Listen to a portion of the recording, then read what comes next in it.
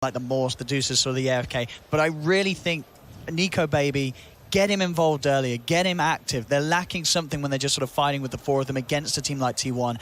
Get Nico Baby on something that he can turn up to the fight and fight back against this just incredible power that T1 brings early. Yeah, that's a really good point. I think this team is very similar to that Mineski team that Nico Baby was on last TI. The only time they were winning games was when Nico Baby was like solo carrying the game, getting involved, and he was like, he's the guy. Yeah. I don't feel like, you know, Alliance isn't a team that can do it like OG did yesterday, where Sumail gets completely shut down, but they still win the game because everyone else steps up. Limp, S4, they're just not those guys. They're going to play stable, they're going to be consistent, but Nico Baby is the win condition for Alliance every single game. So what is so special about Nico Baby's Void? Oh, it's just great. I mean, the hero's still good. I think he's underpicked, really. And I don't know. And so this day and age where you have so many of these heroes sort of raising up in the meta, like these ETs, it's just a perfect setup. And, you know, what's better against these teams that want to try and brawl as a 5-man than a hero that's going to be able to turn up, lock them in position, and set up a turnaround?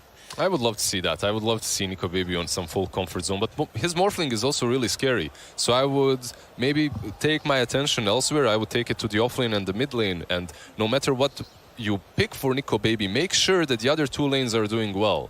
So even if you sack him early on, if you get him a bad matchup like that Void versus something that's decent versus Venomancer or whatnot, make sure that Limp and S4 are having a good time, because they will be the ones that get you through that mid game. They didn't have a mid game in that last game. The first game was awful in that aspect. They need to pick their heroes earlier, I feel like. They first two picked the two supports. S4 had last pick when half, you know, his best heroes are all banned. There was no Ti, there was no Mars. All these team fight specialists that he likes to play weren't available.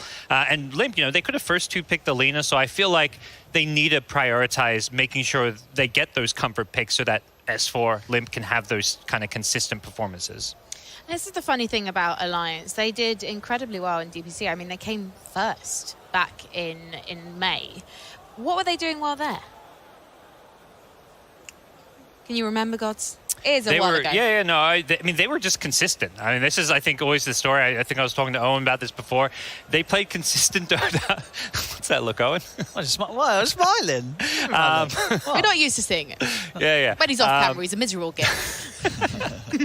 I am only joking. He's absolutely delightful. And hopefully this game will be too. Game number 2, Alliance versus T1.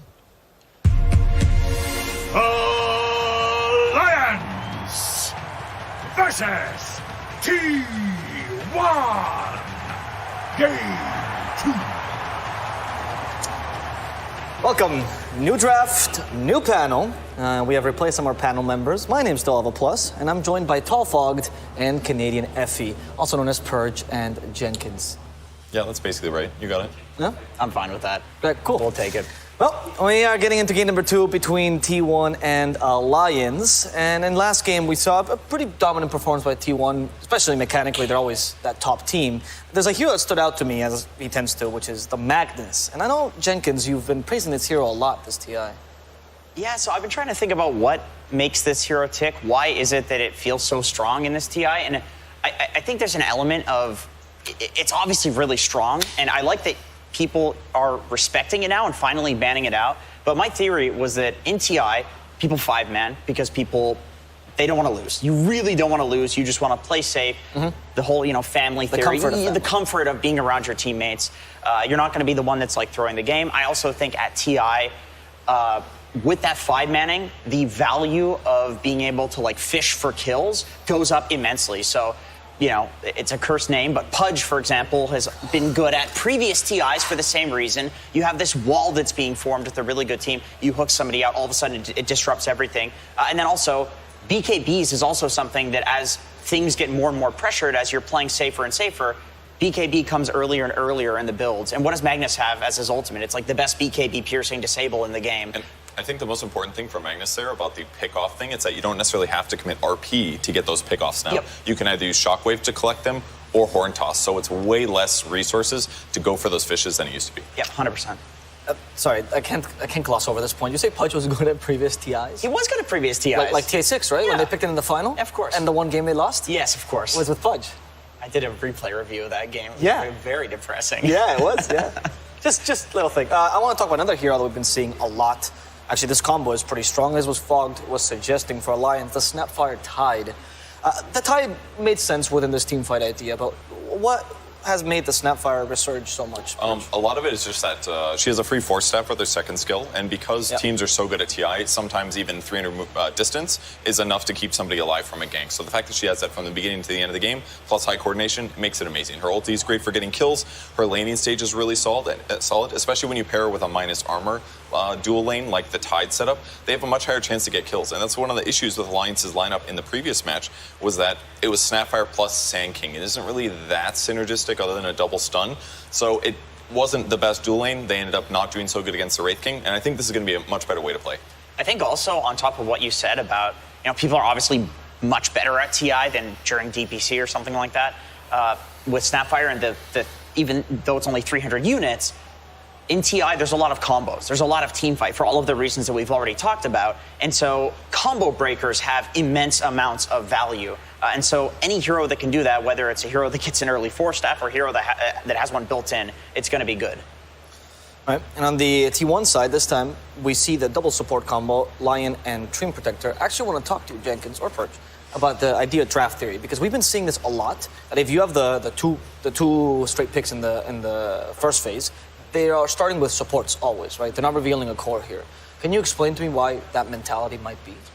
Well, for T1, one thing that they've done, it was in the Animator that I noticed it, but something that they've done a lot is that they pick complementary heroes in the first phase. So I don't necessarily know if it's important that it's support. To me, it's more so with this team that both of these heroes cover a lot of bases. You have a Treant Protector who's going to be protecting all of the towers. Right. He's going to be sitting in a side lane pushing out creep waves. Does Lion hit a single creep in Dota? Absolutely not. This hero is completely looking for kills. He's standing in trees, but he needs lanes to be pushed out in order to do that, and that's what Tree does. Tree pushes lanes. So having a hero that can play in side lanes in Tree and push out creep waves, and then having a hero that can actually gank off of it is really important. And then between these two heroes, there's also not a lack of disable. They do good disable. They do good damage. T1 does this. They cover all of their bases in their first two picks, so that way their final three picks can be whatever makes sense for the enemy lineup. And it's so much easier to be flexible when that's the case, because then you don't have to make up for lackings. You don't have to worry about maybe your lane pairings be weak. That's a lot of the reason that Alliance opened like they did. A lot of teams are doing this. You grab your 4 and your 3. It's a really synergistic combo, and it brings this much bigger threat against the enemy carry position, who now has to say, well, we can't be greedy at all. We also have to pick something good, and it's just going to restrict your opponent's options. And to add to that point, the 4 and the 3, when they pick it, is always in the first and fourth pick in the first phase. So you can actually protect the 3 a bit with the next 3 bans. And this will change what happened in the last game, but the Sand King didn't seem that strong in the laning phase. Well, I briefly watched the beginning of the replay, and what mostly cost him, he went Caustic Finale level 1, which is not that weird against a Wraith King. You can do lots of damage. But I hearken it back to that dual lane issue between Snapfire and Sand King. What happened is Wraith King got a couple more denies than Sand King. It took 2-ish minutes for them to get level 2 or something. It was a bit delayed due to the denies. And as a result, he doesn't have Burrow Strike for a while, so they just have no kill potential on the Bane. And because Bane was such a good laning hero, he actually ended up getting a range creep pulled to the large camp. Then he stacked his small camp. Then he pulled his double stack small camp. This is stuff that's pretty unheard of typically in the laning stage right now. Yeah, that's insanely game losing. So that advantage that they got out of it forced them into this constant separation where Sand King didn't even get to play next to Snapfire.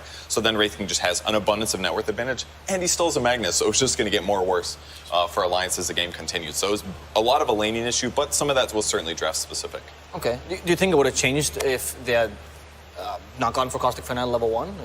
Burrow Strike or Sandstorm, would that have made a difference? If it wasn't Bane, maybe, because Bane has pretty high armor, so he's going to resist a little Shredder, and he's going to be able to offset some of that heal with Brain Sap. So I think if it's a slightly weaker support, absolutely. But I think they did the right thing in the circumstance. It's just they didn't lane well enough, and they got pulled on too much. Yeah, that's the thing. Sand King notoriously is a hero that really struggles between levels 1 through 3. But once you have high levels in Sandstorm, it's really easy to lane because you just press Sandstorm, push the creep wave out. If the enemies go on you, you just stun them in it, and they take a ton of damage. So delaying his level 3 timing is extremely important. T1 did that, and with heroes like Bane and Wraith King, who have a huge amount of kill threat and lane harass, it's really hard to play into that if you've messed up the first 3 levels. So it was amplified by the fact that T1 had such a strong lane. So now we hear the clapping, of course, the audience going crazy because Earthshaker has been picked. And this hero has been moved from the previous 4-5 who used to see him into the 3 position this TI. What led to this change in your opinion, Purge? I'm not sure specifically what made him more popular there, but he kind of did fall off as a 4. Typically, like, he can lane block people, and that's very effective, but because it's dual lanes, Earthshaker, without his shard being busted, which it was during the DPC at one point, he just felt weaker as a support. But now as a 3, it's like you still get the best of both worlds. You can lane quite well against a lot of cores, and then your impact in terms of team fights is excellent because of Blink Dagger combos. So it is certainly, I would say, top 3 offlane hero right now. Yeah, so really no surprise to see it on T1. Okay. You think the cleave they added to Enchant Totem might have helped him? It definitely helps, yeah. That's something that, like, he scales better. My opinion on Earthshaker is that he's been pretty decent as an offlaner for quite some time, just because he has that, like, natural tankiness that's so annoying in an offlaner. Magnus has that as well, where you go to kill him and he's just some 3,000 HP hero if he goes for treads at like 15 minutes. Like, okay, this is... But then on top of that, I also think that the game is being played a lot faster than can support a position for Earthshaker, who... You can't really take a lane to farm your Blink these days. Like, in that timing, a team is going to beat you. That's just how Dota has kind of felt for like the last 5 to 6 months, where the hero has fallen off. But you're farming in the lane as Earthshaker, so the timing, you get it like 5 minutes earlier, and in that 5-minute window, you're not going to lose the game. Right. We see a FNG special, which is a Crystal Maiden. We've seen it, I think, once before, not to great success this hero. I think it was T1 actually picked against LGD. Why? Why the Crystal I like Maiden? it. It's a lane stabilizer. It's good at harassing. It's going to lower attack speed. That's pretty effective in some of those early trades, and it's going to just make it a lot harder for them to kill Medusa in the laning stage. Is she like a poor man's coddle here for the Medusa? I wouldn't necessarily. I mean, I guess it's kind of similar. You're blasting opponents, getting lane trade advantages, but extra mana regen on Tide and Snapfire are great too. It's going to make them be able to harass more often in the laning stage. Is she going to be an easy target for the Slark, though? Eventually, you know, Slark is a later timing hero where, at least looking at this draft for Alliance, I see the Dusa CM lane, which presumably it's going to be that. Even if they put Snapfire and did some, CM4, like that would still do very well against Earthshaker Lion. You know, Lion is very killable. Earthshaker's a hero who's going to sit on the wave. So you're super susceptible from the harass that's going to come out from the Mystic Snake and one of the nukes from either of these two supports. And if Snapfire comes in ganks, that's even more potential to kill an Earthshaker. So, I feel like Alliance is going to get a lot of farm this game on both of their supports. Now, if we look at the Slark a bit, I'd actually like to propose a problem here, and I would like a solution from you, Jenkins. So, you have no instant stuns, only roots here. Cookie is not going to surprise him. He's going to Dark Pact, unless you blink Ravage onto him, of course. That's the only solution. What is the Alliance's solution to this? Because mid laners don't usually carry that instant stun, except maybe DK. Force staffs kiting him. Like I said, I think they're going to get farmed between their supports. So there's that option. You're right. There's not much instant stun. I do think with a Dusa, with a Tide, you can kite a Slark enough where you just catch him after his 2 Dark Packs and after his ult. I think that's actually possible. But you probably do want a little bit more. You do want a little bit more. You don't want to just rely on that, because if the Slark is popping off, then he's just going to stick on you. He's just going to get tons of stacks, and you're playing these long fights against him. He's like, okay, that's great for me. If he has +1 item on the Dusa especially, it's just impossible to play. So some instant disabler, some hero who might build an Orchid would be great. Oh, that's a good idea, actually. What kind of hero could that be? Any typical spirit hero is usually the way that you end up seeing as Slark counters. Kunkka would have been great because you can X him and bring him back no matter whether or not he's going to dispel or not. So that would have given them some easier setup kills, and that's the issue with Alliance's draft. They don't really cross the map super well to get kills, so I definitely agree that they need somebody to be that start of the fight, because Crystal Maiden wants to play behind these tanky heroes, land her spells, sit back for 10 seconds, go back in again. Snapfire is going to want to have somebody that can start fights to make her ultimate feel useful. So there it is. Okay. Void Spirit is perfect for that. Jump in, disable somebody, maybe with a Yules, and allow your team to follow up, get a kill. Can you build up an Orchid like you were suggesting? I think so. I think this is a good Orchid game. I mean, people are usually opting to go for a different style of Void Spirit build, which is the Yule Scepter into Sanjin Kaya, and you're just going for this late game high magic damage build. But I think in this game against the Slark, it does make sense. It does depend on the timings. Like if Slark is already having a bad game, you don't necessarily have to build the Orchid. It's fine to not build the Orchid because the Slark's not a problem. You can just kill him with your ground targeted nukes, for example. But it's definitely in the cards. We're more likely to see it in this game than in the other Void Spirit games that we've seen. Could you also build an Ag as an alternative to set up for the Slark? I mean, it's 2-second silence, not something you usually need to look out for. Yeah, for sure. It's probably a lot safer because then there's a lot of heroes on that dire lineup that you're going to want to silence. So Ags is going to be raw, a lot more survivability for Void Spirit. That's probably more important than the extra right-click damage and higher mana regen. It is. It depends on how we like. If I think Void Spirits tend to go for the Orchid, like if they're having a really good game. Yeah. I think that's just like Orchid in general. We see that on Spectre as well, where Spectres are not really building the Orchid unless you're like so farmed that you're going to get your next item at the same timing that you would without the Orchid because you're getting kills with it. So that's just kind of where Orchid falls as an item in Dota right now. The biggest thing Team 1's missing right now is they need a hero that's going to go frontline and spot enemy squad. Slark can do that with Shadowblade or if he's just generally tanky and ready to go, but they don't really have a frontliner, and Ember Spirit's going to be perfect for that. Somebody that can jump in and set up fights and look for the Echo Slams after. All right, well, I want to hear from you, Perch, then. What do you like about this T1 lineup? I like that they can be very aggressive. They have tons of disables. If they do catch one of these heroes, they can probably kill them, but it's going to be really hard against Tide and Dusa because they have so much survivability as well as Kraken Shells. So there's good stuff about them. They got to split up Alliance and kill them one by one.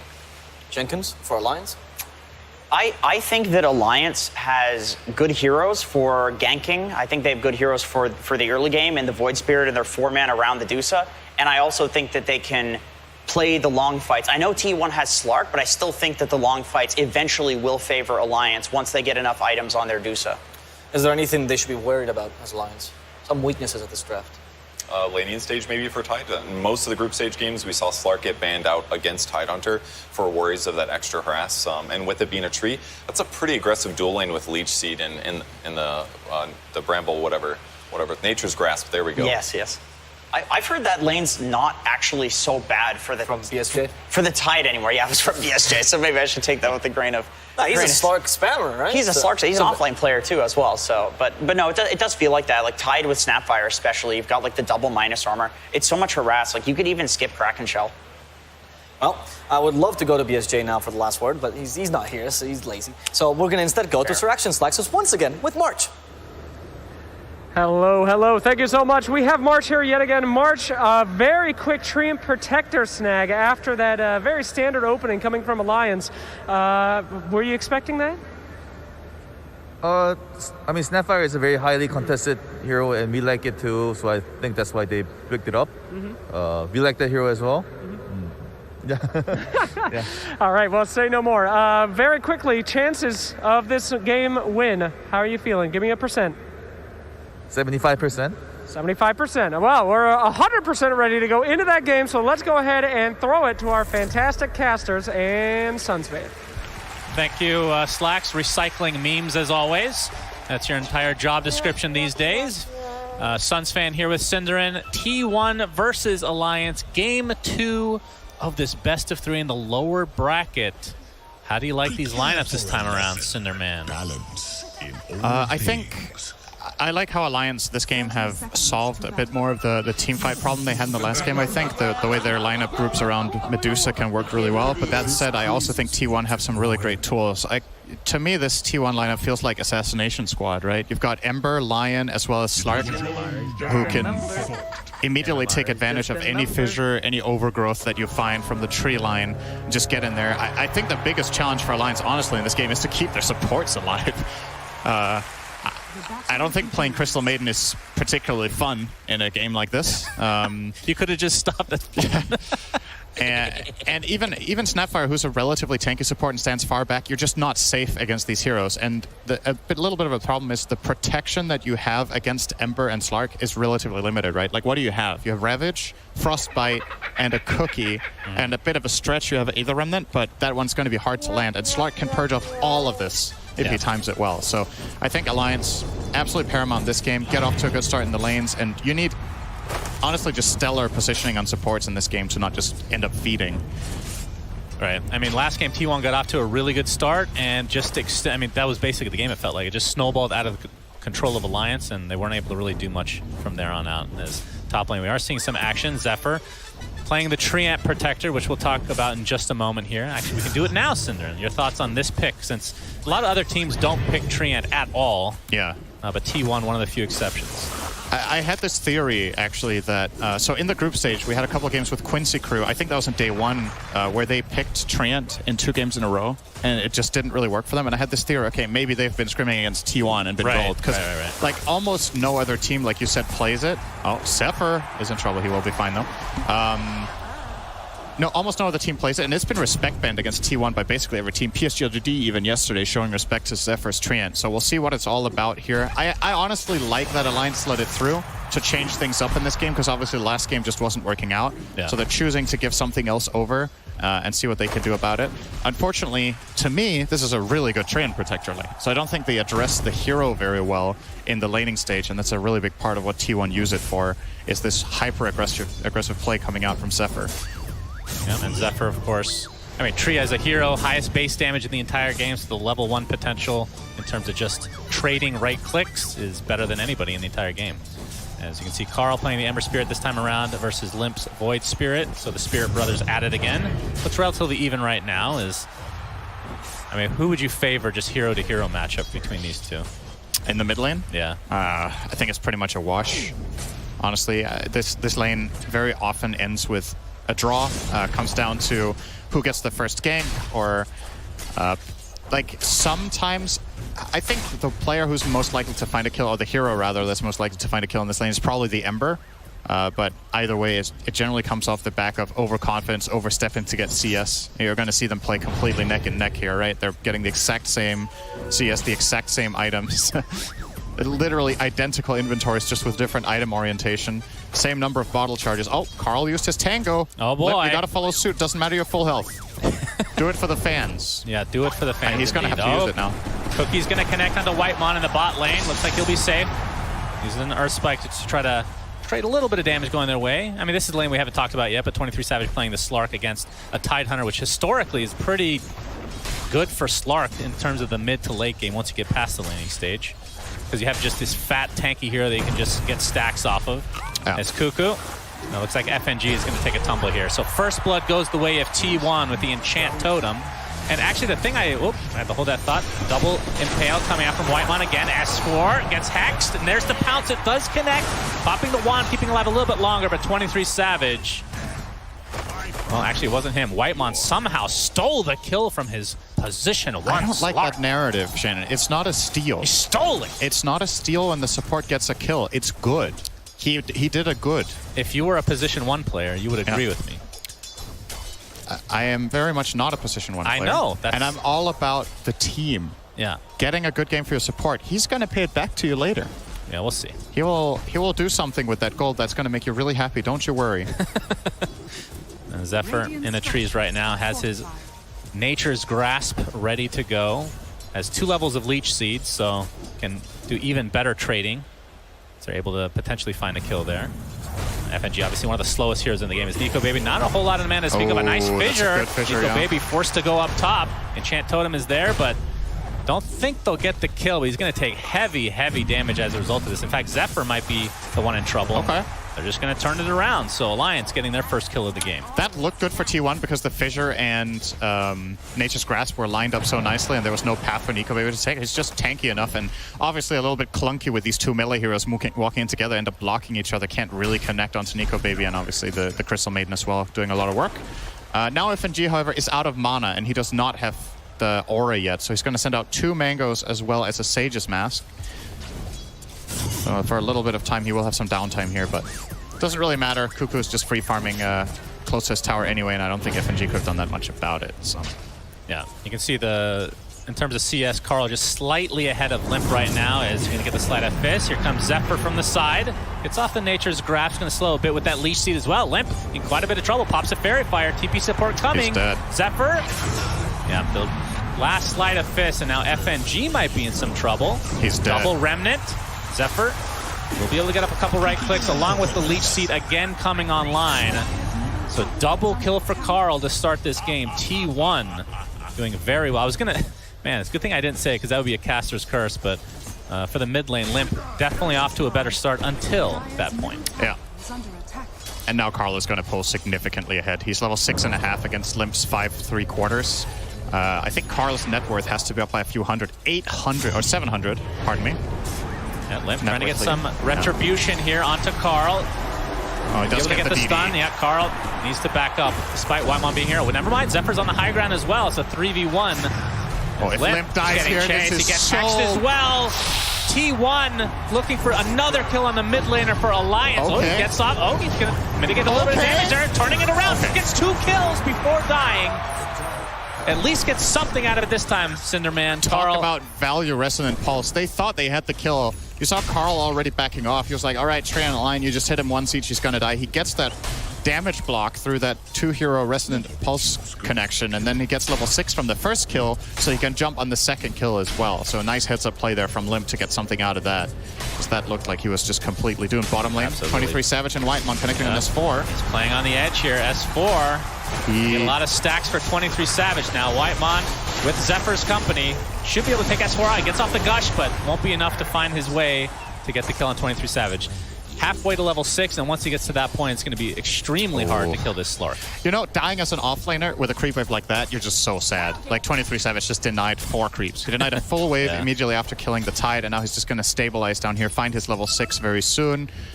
It looks like Alliance will try to gank him before then, but keep in mind Slark has night vision, so your angles are a little bit more limited here. And 23 Savage even has a read that something could be coming his way, playing very cautiously. Might even take level 6 just from range without going for the CS. No, never mind. We pull it away by S4 though. Yeah, still level 5 on the Tide Hunter. And as we talked about 23 Savage, this wave should give him level 6. He's given solo XP. There we go. So has his Shadow Dance to work with.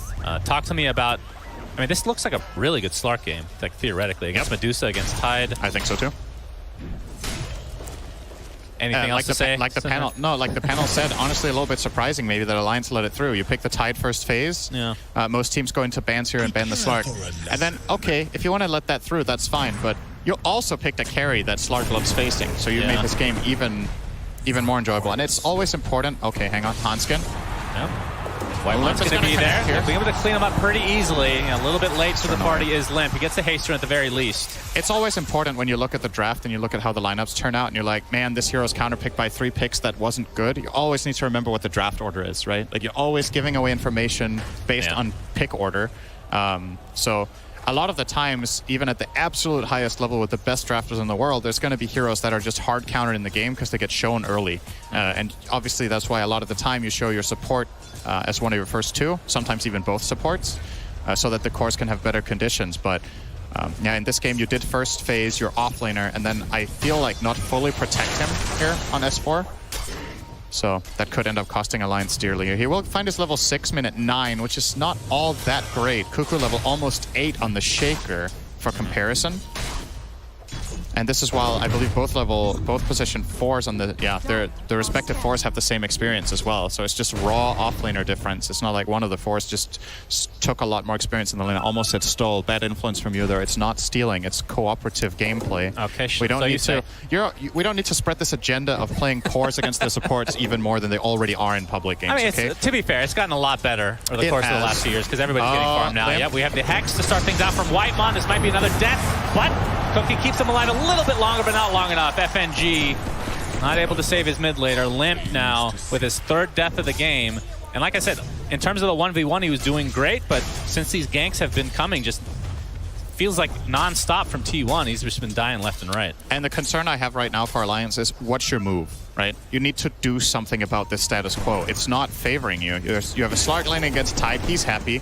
Shaker's laning against Medusa, he's also happy. He's just, like, Kuka's just farming lane and jungle. He's out farming the Medusa as Shaker in this lane effectively. His net worth being higher by about 300 right now. And as we've already covered, Carl is 5-0. So you're also losing it. So you have to make something happen in the game. This is not the kind of game where, we'll just park, we'll stack some Ancients, park Medusa mid, go farm the triangle, and then we're going to have this, like, strong timing, because in a few minutes, T1 is going to be running at you and pressuring you, and you're not going to get that area for free, so... T1 getting credit for another kill. I mean, speaking of Ancients, there is a stack for Medusa to eventually take, but you can see that there's a somewhat aggressive ward also placed in that area for T1. So when that is being taken, they'll probably try to contest. 23 Savage trying to get some trade-off here. Might dive here. This is dangerous, though. Yeah, he's going to think twice about it. Especially with 23 Savage having his ult, so a lot of passive regen now. Carl Gets off the searing chains. S4 is going to apply the Ravage, but will it save his life? Negatory. Sleight of Fish finishes him off, but Limpet Company might be able to get some beautiful trades here. Carl does one more Sleight of Fish, but dies shortly after. In the meantime, 23 Savage destroys Crystal Maiden despite getting that freezing field out for about a half a second. Hanskin looks to be next on the menu, but he does get Cookie off in time. 23 Savage, okay, we have the Mortimer's Kisses from afar, but they're going to go for the lip kill. They'll get it successfully. It'll cost him his life. But he does get the stack at the very least of Essence Shift. Nico Baby all alone in the mid lane, so this is exactly what Alliance needs. Pretty good for Alliance overall here. It might have looked like a bad Ravage, but ultimately they do get pretty much value out of it, finding those 2 kills and almost a mid-tier 1 tower. Lovely play from Nico Baby, especially to make that judgment call as Medusa to go push mid minute 10. That is not an obvious choice to make in this game state, but looking at what was happening bottom, it was definitely the right call for him to go there and get as much out of it as he could. You know, you've got to be like a shark is what he says, and not exactly the most hyper-aggressive carry that can be like a shark that he's playing here, but he's finding as much food as he can there in the mid lane. That's true. I mean, very slow when Medusa. I think of Nico Baby, I actually do think of Medusa because it's literally tattooed on his neck. Yes, so that is true. He has some sort of affinity with this hero, Cinder, and so we'll see how he performs this game. Tier 1 tower. Yeah. It's pretty low on HP here, and T1 want to try to... Well, S4. I mean, this is what Tidehunter does. Just puts his fat-ass body here. You're unlikely to access this tower without a siege creep against Tide with the heroes that you have right now. So S4 making the right call to go there, and then Nico Baby's back to the jungle, probably going to be looking at that Ancient stack. Might triple stack it here before 13 or even quad stack it. It is being pinged by Zephyr, so he kind of has the same read that, you know what? This is probably what Alliance are going to be looking to do next, and he's completely right. The stack is now coming in from Hanskin, so would imagine a smoke play could come up soon. I'm hearing a pick pull. Yep, that was used to stack. Very important that he had pick pull to be able to pull that off successfully. They didn't stack, did they? Okay, good effort. I think the timing was off. Yeah, maybe. The pick pull needed to be activated about a half second earlier, Cinderin. Maybe he activated pick pull and the Ancients got scared and ran back. Yeah, they'd be scared by a S4. pick for sure. S4. Stuck inside the Nature's Grasp. Looks like he's going to be taken out. Does not have Ravage yet. Okay, never mind. Kraken Shell activates. That's good call. FNG takes him out there. From the lane. Nova saves him. Very good. It takes him out from the lane. Technically correct is always correct. Alliance looking to go on 23 Savage, who's very low on mana right now, but... Here comes T1. Dagger on Shaker. They want to jump in. Oh, Pounce not able to connect for 23 Savage. Cuckoo. Like you said, Blink Dagger's there. It gets the Enchant Totem off. Limp Astral steps to safety. Does that have any more stacks, though? There's 6 seconds before it comes off cooldown. Mortimer kisses from afar. Very good kiss. Actually, onto 3 heroes. T1 taking so much damage, but the Echo Slam is expended to at least get 23 Savage. It's going to be a trade for 3, though. Triple kill for Hanskin with a god tier Mortimer's Kisses. Oh my god, can you imagine a damage breakdown on that one? 3k damage. Not bad. We're 14 minutes in. That is some sick value out of the kisses there, and yeah, T1, they were really looking for that Void Spirit kill, but unfortunately, Lion could not fully connect. I think maybe if Cuckoo Echo Slams there, that could have bridged the gap, but understandably doesn't want to use it, and just really heads up play there from Hanskin to find that angle and get a big old off. Yeah. Why is it called Mortimer's Kisses anyway? Why not? It should be like Mortimer's Belches or something, you know? Like he's not... I don't see the connection at all. I know you really want to make belches happen in this game, but there's only one hero that has those, and that's Pudge, and that's probably going to stay that way. It's too bad. This is one of the best Mortimer's Kisses we've seen this tournament for sure. Getting really big value out of that. Zephyr, Cookie connects on top of him. He's going to be taken out very quickly. Never mind. Gets the overgrowth off. They got a little bit too confident. Finally gets taken out, though, but the TPs are here from T1 trying to turn this around. Limp takes a tumble. 3 dead so quickly in favor of T1. Hanskin will get hexed as well. Limp didn't finish the kill. He had the...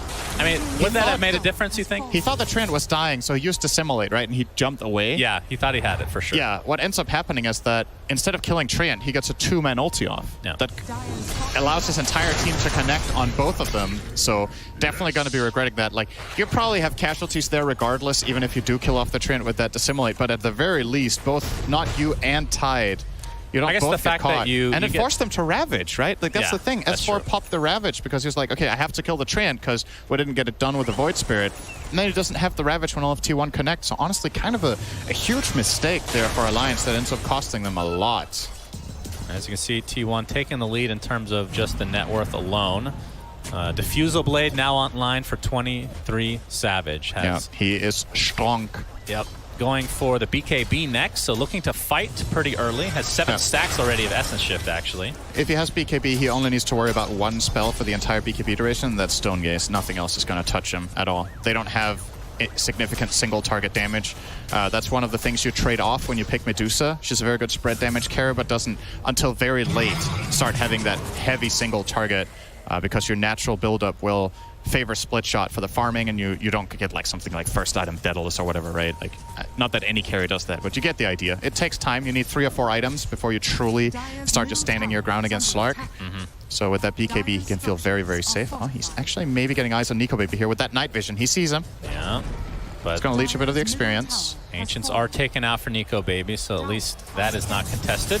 He's going to wrap around. He will see Hanskin here. He saw the Solar Crest being used, and that means Hanskin has no defensive capability from that. No plus armor. Will just cookie himself to the high ground, though.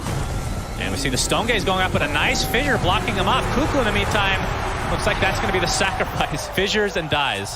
So not the setup that T1 was looking for. A good defense from Alliance. Yep. As I've talked about in a previous cast, I always wonder, it gives an insight into what players are thinking when they ping heroes like this. He just pinged Snapfire Medusa. Looks like Zephyr is going to die. Gets off the overgrowth, but 100 seconds of none of that for him. Okay, I was gonna say, I don't want to jinx it anymore, so I'm very hesitant now. That took quite a while, which maybe not so good a sign for Alliance, but they're not too far behind right now, so definitely can find an avenue back in the driver's seat for this game.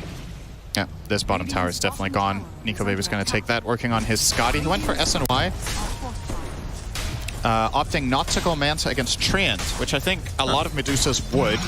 Overgrowth is very annoying to deal with for carries in general. Sometimes in the past, we've even seen carries go Manta BKB first 2 just to deal with Treant on a hero like, for example, Troll Warlord, who's totally dependent on being able to attack in his ult. But Overgrowth, Searing Chains, there's a couple things to take off here. I feel like Manta would have a lot of value here, but Nico, maybe he feels like there's too much, so he'd rather have the status resistance, so at least he gets rid of them faster than having that one quick removal.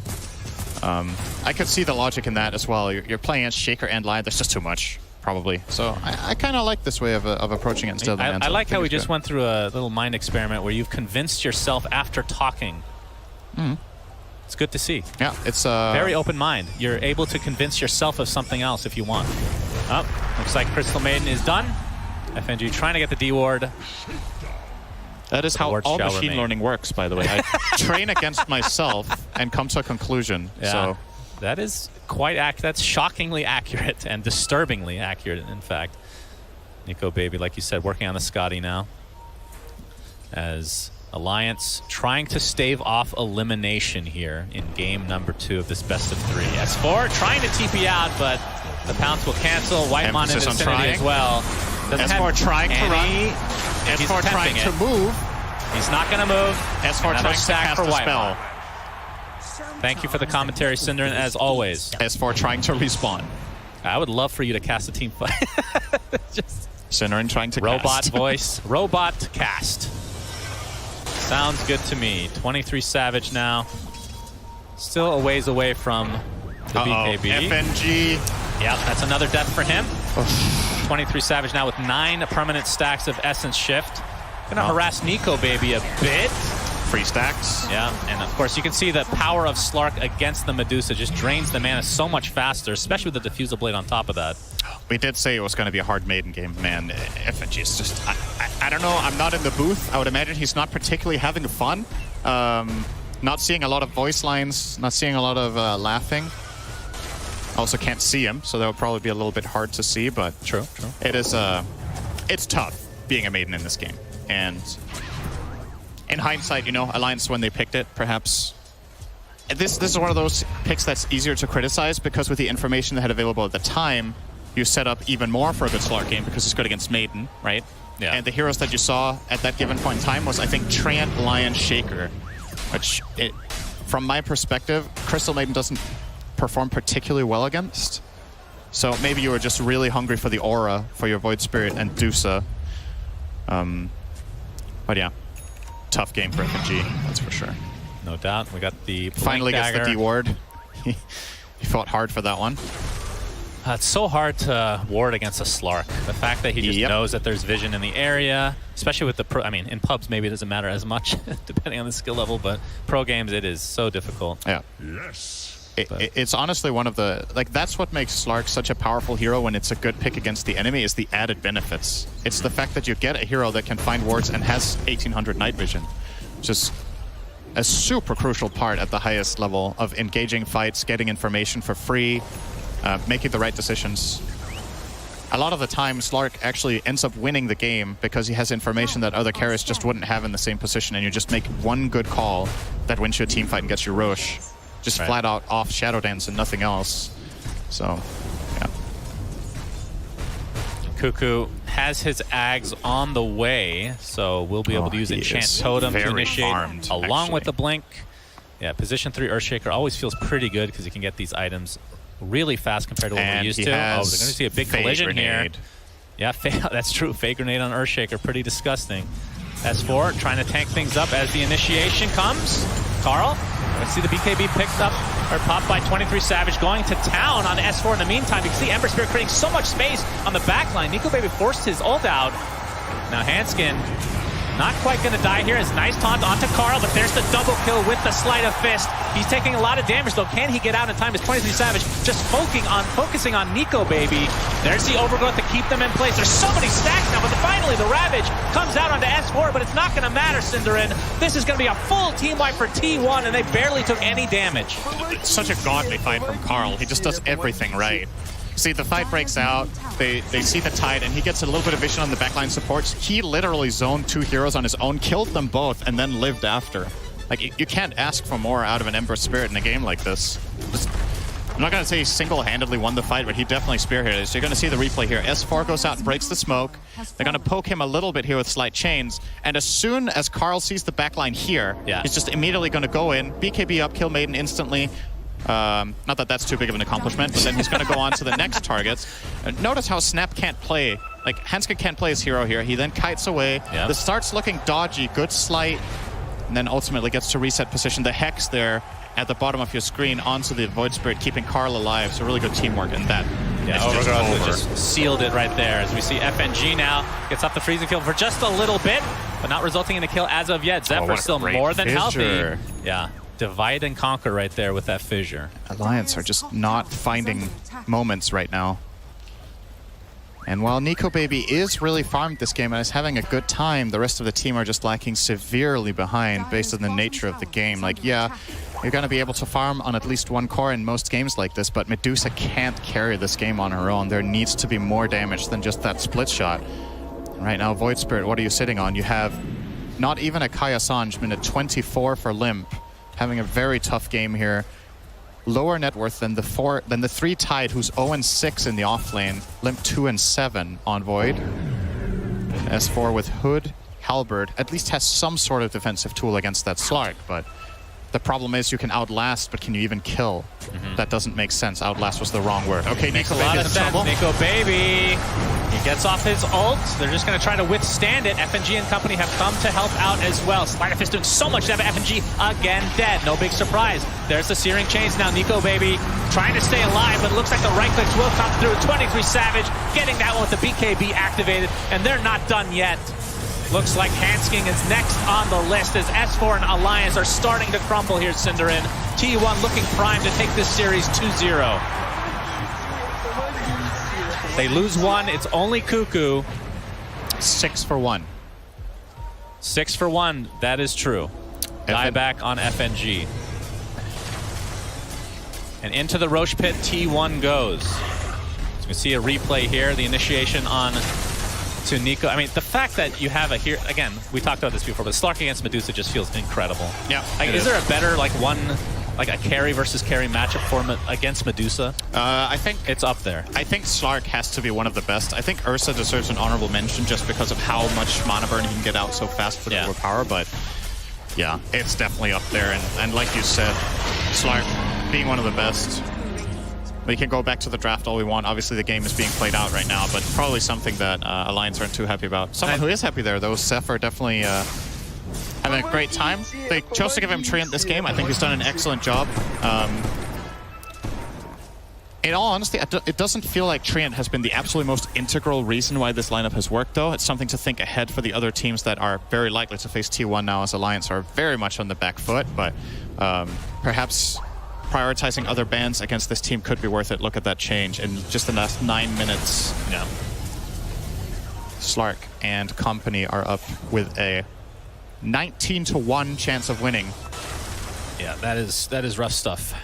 94% win rate, or win probability for T1.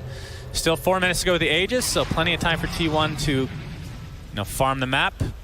Make sure that Alliance gets kind of starved out of the areas that they want to farm, and eventually go high ground. They don't have the best high ground, again. We've talked about this before, but T1's lineup, that's, I guess, one of the negatives coming out of it, but they have so much safety on their course. That's the thing. Like, Slark and Ember can farm hyper-aggressively because Alliance's ways of killing them are super limited. I honestly think you can't kill either Slark or Ember without Ravage.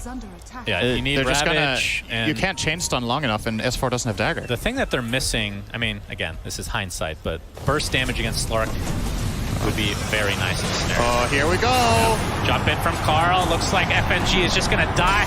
Nope, actually lives with barely any HP, and then finally gets taken out first as Carl will go back to safety. 23 Savage on the back line now, trying to target Limp. You see the fissure come out as well. BKB dodging the Ravage as a result. Limp is going to stay alive though. Mortimer skins from afar. Cuckoo taking the brunt of the damage here. Looks like he's going to drop the first to fall for T1, but 23 Savage looks perfectly healthy for now. Pops his ult. He still has one kill. Nico Baby, very low on mana, which means he is very susceptible to die here, Cinder. And 23 Savage resetting, going back in, a buyback. You see the mana drain coming from Whitemon as well. Nico Baby pops the wand, but to little avail. Zephyr does get off his ult, but the finger of death taking Nico Baby out in spades. No buyback for him. You see a nice freezing field come out, but it's going to result in the kill of Carl. In the meantime, beautiful repel on the two. S4 on the run, trying to get back into this base. Is 23 Savage not scared of anything because that Aegis is still intact. That was maybe a little bit too cute there from Savage, but he's obviously able to reset out of here. Guess, how long would he have had on the Aegis? That was still a good 2 minutes left on that. It was maybe a little bit unnecessary, but 2 for 2 with the, I mean, that was a pretty long fight, and only 2 died for Alliance. You got to be happy with that, although Nico Baby is the one that has to survive in these fights. Yeah. If they could have got away with that, losing any other hero than Nico, and he gets 1 or 2 kills, is probably a net win, but like this, it kind of turns into a draw. Got to keep in mind, Slark is getting a lot of those stacks now. 16 permanent agility on Savage. Surely you've got to pay good amounts of gold for this. That's just another, like, add that to the pile of benefits that this hero has that we talked about, right?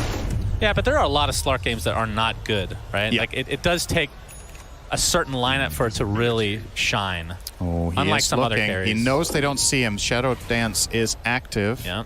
Has his shard, by the way, so has the depth shroud to be able to use on teammates or himself. Yeah. Basically like a free ult. S4 up. He's going to get pounced on. I think 23 Savage was just trying to get away. And he will be successful at that either way. Out. They're just going to full reset. They don't have Carl. So we'll wait up. Carl's going to go top, start pushing that out. Obviously with that Ags can connect pretty quickly. Going to clean up that wave very fast with double Remnant. Now working on the refresher. Already has the Ags in his inventory, so we'll be zipping all over the place. The win probabilities actually changed slightly in Alliance's favor in the last couple minutes. 1% down. Yep. All right, just another 50 good team fights, and then we're there. Well, I mean, they do have good team fights, to be fair, but the problem is really is Ember Spirit on the backline just killing supports. This is definitely doable, and what it's going to come down to is ideally that T1 go on Nico Baby, and you get to play your other heroes effectively, right? One of the big differences in that fight, like you pointed out, was that there was actually a decent freezing field for once. And it makes a huge difference. That's what ended up killing Carl. He wasn't expecting that burst of damage coming in from the tree line, so if you do set it up here for Alliance, it could work. Okay, instantly breaking the smoke. Yeah, Shadow Carl! Got the ensnare coming out as well. BKB, there's the Echo Slam onto 2. Limp already dead in this engagement. 2 dead for Alliance to start this fight out. Nico Baby getting mana drain for a little bit of time here. It's 23 Savage. Now just focusing on Nico Baby along with Cuckoo, getting the stuns out. We'll see how that status resist works from this time. But the mana drain from that Diffusal and the Essention stacks are just getting out of control for T1. They only lose their support Lion and get 4 kills as the trade. And T1 looking to go high ground. There is a buyback on Nico Baby, but will it matter? The building damage is now coming through. At the very least, that glyph kills off the siege creep, but this Slark with current 18 permanent agility and 68 stolen. Pretty good. Very fast. See the halberd being used, but this will be a full set of mid-racks in all likelihood for T1. As we're going to get some free stacks to 23 Savage. And T1 going to bide their time here, Cinderin. Like I said, these matches are just so important. You cannot give up leads like this. So likely to play quite disciplined, potentially even waiting for the second Roche. Yeah, it's not far away. The early respawn is in less than 2 minutes, so definitely is a possibility. I think T1 can just take this top tier 2 tower without too much worry. Carl is going to go and take care of that. No. And Savage will also be farming up the Ancient camp on the Dire side. I feel like I've seen him make this play like 7 times this game. Go to that cliff, place sentry, use a Nova, a D-ward, and go away. And he's died 2 or 3 times there. This time doesn't die, but unfortunately also doesn't find any ward. But whenever you find yourself dewarding that spot multiple times in a row in a game, you know what kind of game it is. Like, that spot is about the most offensive ward you can possibly place as Radiant that is not inside the enemy base. Yeah. So pretty indicative of the game state for Alliance. They're just cornered completely. You can see Nico Baby going for the Divine Rapier, Cinderin. Still about 3k away from finishing it. You gotta do it, honestly. You have to take that risk. Savage gonna find Limp. Oh, the tower, though. And Limp has to Astral Step. Uses both, in fact, just to make sure he doesn't take another death to his name. And yeah, map control firmly in T1's favor right now as we likely wait for the next rush. So in 30 seconds, we'll find out when that will actually spawn. FNG trying to get some map control back, but it feels like he's just died every time he's attempting this. The poor lad. And they know the ward is there because of Shadow Dance. So get rid of that immediately. Nico Baby is exposed here. Alliance are trying to bait him. They really want this fight where they go on Nico. They feel like it's their only chance, and I agree with this 100%. Smoke up as well. And already gets popped. The Ember Spirit on the backside again. Ravage comes out from S4. 23 Savage does take considerable damage, but again, FNG dies at the beginning of the fight. Carl, look at how much space he's creating. Just actually decimates Hanskin with just his remnants. Whitemon jumps in with the finger of death. 3 dead for Alliance, and they are likely out of Ti10 after this fight. Medusa takes a tumble. Triple kill for Carl. And S4 finally goes down. He's the only remaining member for Alliance with buyback. They call GG, and T1 moves on. Cinderin, Alliance out. Yeah, there's just no doubt about it after watching these 2 games. T1 just clearly the better team at this event. Alliance got completely rolled both games. There were some glimmers of hope. Again, similarly to game number 1, there's like that one fight around the 10-minute mark. This game is the Snapfire triple kill bottom. The last game there was, I think I was actually also in the bottom area that the fight happened that went well for Alliance. But aside from that, T1 just, you know, they rolled them. Like, there isn't really that much to say. They beat them in all aspects of the game. I like their drafts. They play better in lanes. They play better in the mid game. They got the Roche. They won the team fight. What was a bright spot for Alliance in this series? I'm really struggling to find it, which is a shame, because even if you lose and go out, if you put up a good fight or you look good while losing, just wasn't really their day this time. Yeah, for sure. And I mean, they did pick Medusa, which is a comfort pick for Nico Baby. The fact that it's literally tattooed on his neck, I would hope that's a comfort here when he looks in the mirror every day. But sad to see Alliance go, obviously, because they've had a long road here, and unfortunately doesn't work out. But T1 moves on, and they've looked extremely good thus far. They look like a team that's going to go further than top 8. Yes. I mean, a lot of people thought that going in, but we talked about this before. They kind of peaked at the Ana Major, and then since then they tapered off a bit. And then the beginning of the group stage here, they didn't do too well, but have bounced back with a vengeance. So we'll see how far they can go. But with that, let's see what the panel has to say about this resulting series in T1 moving on. Thank you very much, Sunsfan and Cinderin. And to be honest, Cinderin basically summed up that match for us. I think our work's done, boys. Should we just... No? Okay, fine. We'll talk about things. I think we should talk about Carl, because Carl had a fantastic game one on that Lena Mega Farm. But in game two, it was even more impressive. He was just completely dominant. From the get-go, from the one-on-one matchup on that mid lane versus Limp. But then again, a couple of supports rotating in, helping him out. He gets level 6 before Limp does, and he just dominates throughout the game. He's so decisive, so clinical in the way he fights his team fights. Always instantly jumps into the backlines, eliminates Hansken, eliminates FNG, and from then on, the game is much, much easier for them. And the T1 supports were so good at enabling. I feel like so many Treant protectors you see, they're like, oh, you know, I'm going to sit, passively play the side lane, then my core is going to go and I get to farm. No, Zephyr is rotating mid, collapsing on that mid lane as well. So I love the way the supports really try and set up Carl for success. Well, right now we have got Avo on the sidelines. He's got FNG from Alliance to see what just happened in that game. Thank you, Frankie. I am here with FNG. Thank you for your time, FNG. So I just want to ask you, what's going through your mind right now? Well, losing sucks. You know, it's like I can't really tell anything else, but because, I mean, it is what it is. You know, we lost. We were way worse than enemy, I would say. I mean, they played well, and yeah, good luck, T1. T1 is a scary team, this TI, right? There must be some pride in losing to a strong team. I mean, yeah, of course, it's like it takes a lot of pride also to say that they're a strong team, you know, as well. But yeah, I mean, I would say we're just not happy with ourselves more than looking at our opponent, you know, this type of feeling we get. So what do you do now after a loss? How's the way do you recover? I mean, I guess we just let time do his thing, you know. All right. Anything you'd like to say to the Alliance fans out there? Yeah, sorry guys, we tried our best, and thank you for your support. Thank you, FNG, and we're gonna go back to the panel. Thank you very much, guys. And the odds were against Alliance in that matchup, so they shouldn't be feeling too bad about themselves right now. And you know what? Someone who definitely shouldn't feel bad about themselves is Hansken, because actually there were some great moments from him.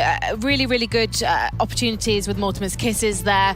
There was a great 3v1 situation, easy triple kill, punishing T1. You were definitely impressed, Azad. Yeah, he did a ton of work, and I believe he's basically the main reason why Carl had to play the way he played, constantly breaching those backlines, because if he didn't, Hansken would continue dominating team fights. He was demolishing T1 in a couple of those early engagements with Mortimer's kisses, hiding in the trees, and he's positionally an extremely good player. Sadly, in this game, it just wasn't good enough. And unfortunately, I think some of the other Alliance players didn't set up. We saw S4, game 1 is Sandking just having a really rough lane. Another kind of poor game from him. And Lim not going for Yule's Scepter against an Ember. The reason I think Ember has such a free, amazing game is because what's going to kill him? Like, well, firstly, there's nothing to kill the Slark, and then you have this Ember who doesn't have to worry about any kind of Yule's Remnant catch. It just made Carl's game so easy. So what's the future for Alliance? Possible roster changes, possible... I mean, maybe they stick together. Depends how they feel about, you know, whether or not they can work out their issues. I think they don't have the right pieces to be like a true title contender myself. But I don't know. Yeah, it really comes down to what Alliance is looking for. Yeah, it's a really tough situation to be in. They did win one best of one in the lower bracket, got out instantly after in the next series, but... Then again, T1 is looking really strong. There's a reason why this man has them as the champions in his predictions. So I'm feeling pretty good about that after seeing them play again today. I mean, it's like, I don't know. These guys, they're really going to go all the way. They took a game off LGD. Sure, they got knocked down, but this sort of performance, I think if you're in the lower bracket, you've got to be very, very scared of going head-to-head with T1 down. Oh, we should have... They're going to hit hard. Apologies for interrupting you, but you said the word bracket and I went, oh, we can have a look at those. So let's take a look, first of all, at the upper bracket, because that's where we're going to be heading later. So your bracket overview there. You can see how many teams are remaining. Avicii versus EG is coming up next. T1, they want to face Evil Geniuses, but Avicii are going to have something to say about that in the lower bracket. Goodness, that looks absolutely absolutely terrifying, Owen, that lower bracket. And honestly, I know we're getting a little ahead of ourselves, and I know it's the upcoming series, but to say something quick, I think T1 will get that EG matchup. I think it's going to happen. I think Avicii's looking to do shaky. Ori yesterday, he was not having a great time mid. That's not going to cut it against EG. I know it's a different series, but to go back to that interview where Cuckoo said he wanted to meet them in the finals, it's not going to be possible, but I think he will meet them in the next round of the lower bracket. Okay, so hypothetically, in that lower bracket, we've got OG, EG. Obviously, we do have Spirit as well. I don't want to count them out completely. But then we've got T1. So out of those four, whose chances do you rate, Gods? I'm going to still stick with EG. I think they've shown, I think they have the consistency that you need in the lower bracket. You can't just be this team that's trying to play super flashy, and you're never going to be able to make those super risky plays. I think that's why OG really shined when they were in the winner bracket. To me, EG stand out the team that's going to figure out their stable drafts and figure out a way to win games. So, EG, you predicting them to knock OG out? Maybe Spirit will knock OG out. Oh, yeah. Ooh. They could. Are you standing by that prediction right now? On the desk? Lock it in? What, for who? That Spirit are going to beat OG? Maybe. Yeah, honestly, maybe. You said it. I don't know. I said, well, sure. Yeah, Spirit. Yeah, good luck, OG. It's all right. No, Spirit's looking really, really good. They really, really are. They look fantastic on previous lands. Now they've come out here. Sure, it was a bit of a knockdown, but the wins that they're having, they look hot. If they can keep their cool, absolutely. Spirit can definitely stand a good chance against OG. It's okay. I was going to cut you off and let Sir Action Slacks save you, but I thought I'd let you continue that one. You were quite convincing by the end of it. Okay, Sir Action Slacks, who have you got on the sidelines for us? Oh, my friend, I have a real treat for you. We have Zephyr coming out of a fantastic series there. Man, you guys, first couple days of groups, lose, and you've been on a win streak ever since. Have not dropped a single game. What happened? I think every T1 fans know it's like we always start so-so. Mm-hmm. Even us, it's like as the player, we don't know how to fix it. Well, you seem to fix it. You might have started off so-so. You're ending strong. You know, I got to talk to you about being one of the first Indonesian players to ever get to the International with Whitemon. And now you're here representing not only C, but Indonesia itself. So I just want to give you the floor. Any words to the fans out there that are watching? Okay, can I speak with bahasa? Absolutely, please. Okay. Mama, aku di TI. I understood that, dude. I mean, come on. It was 2 words. No, but so you guys feeling confident moving in the uppers? Are you ready for your next match? Yeah, we are ready. Yeah. All right. Well, that's fantastic. Sir, keep on that win streak. It's been absolutely a pleasure watching T1, and we will see more of them coming up soon. But for now, back to you. Mama made it to TI. That's a dream right there. For many of us, for many of players that have been in that spot, that's a dream, getting to TI. Making your mum proud. Making your mum. Oh, My mum doesn't even know what esports is. She has no idea I'm in Romania right now. Anyway, less of my sob stories, and instead, let's remember the good old times, because it's time to ask the players what they remember.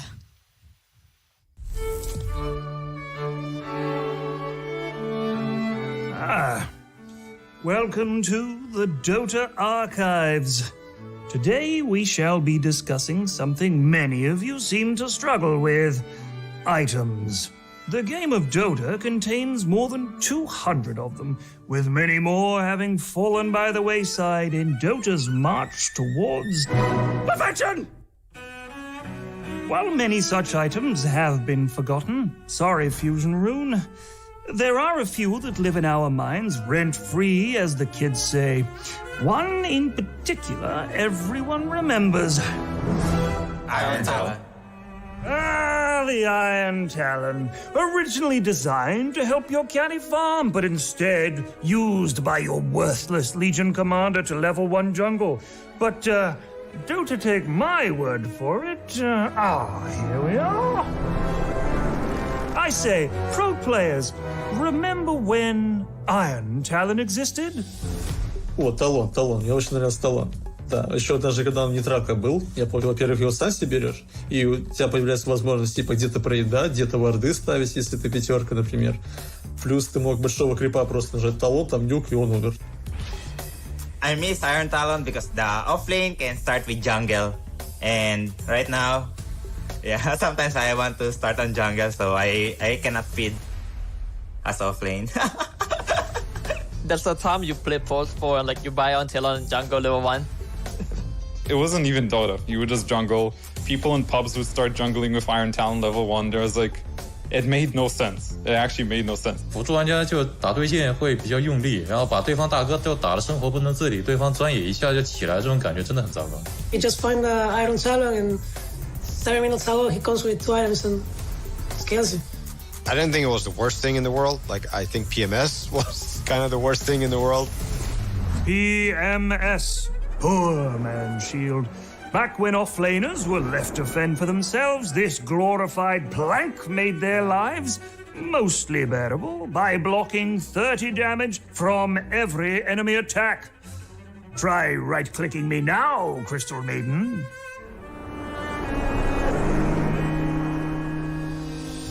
Poor Man's Shield was so dumb, man. It was so dumb.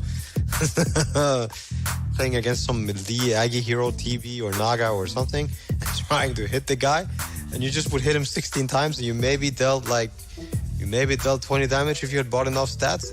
Yeah, it was just bullshit. You just go to the lane. Either if you have 40 damage, which is support hero, you're tickling the guy, and you kind of feel like, well, you know, enjoy your lane carry. I'm getting the hell out of here. You know. The patch before it got removed, it was just every mid melee hero bought it and went mid, right?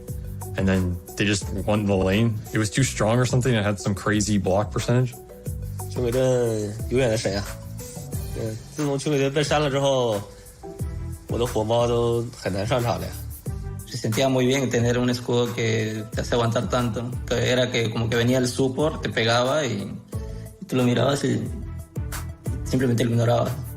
Back then, there was one patch where you would pick Legion Commander and you would buy PMS and you would 1v3 a lane.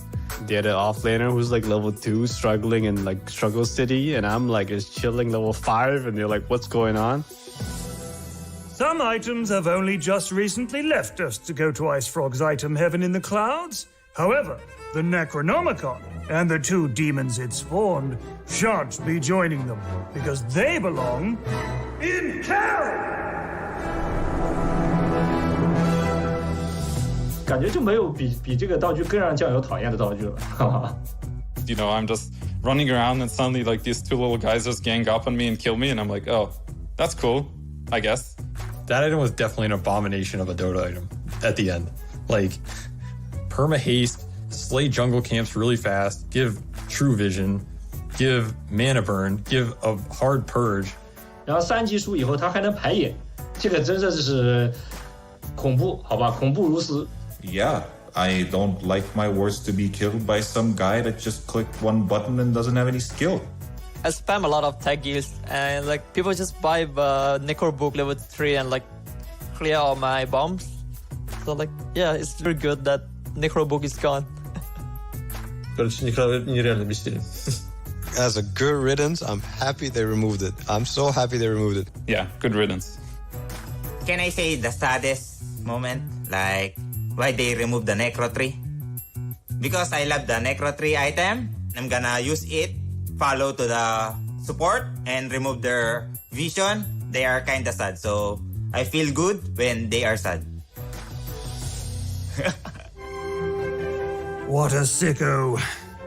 As a man greater than I once said, everything can work. And you, the player, experimenting like some mad scientist is why the game of Dota continues to get better and better. Do not weep for the removed items, for upon that heap of selfless sacrifice we stand proudly today. They will always live on, as long as we remember them. Good night.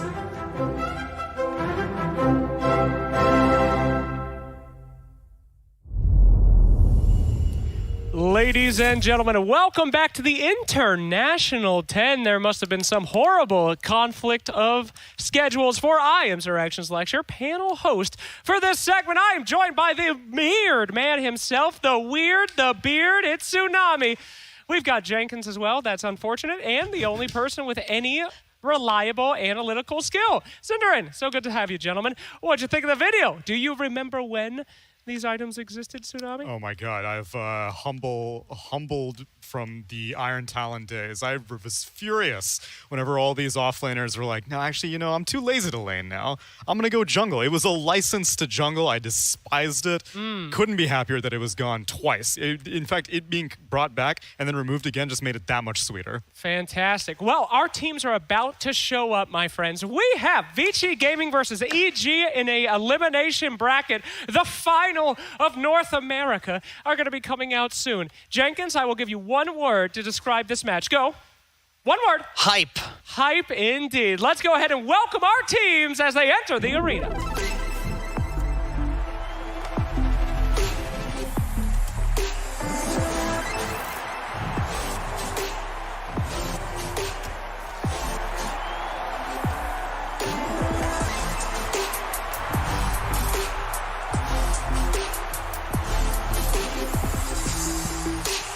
Ladies and gentlemen, can you even have a TI without evil geniuses? This team has switched, they have swapped, but they have dropped into that lower bracket, and they are looking as hype as they've ever been. Before, EG used to say they love lower brackets. Going in low, doing the eliminations, snaking their way to the end. Well, these guys have done anything but snake, and they are slaying as they enter the arena. Look at Crit, the man himself, the legend. Ice, the most terrifying timber saw this world has ever seen. And our core, ya boy, is this kid on Molly or something? He's going crazy out there, this TI, and he needs himself an Aegis to finally cement the legend. And now, the next team.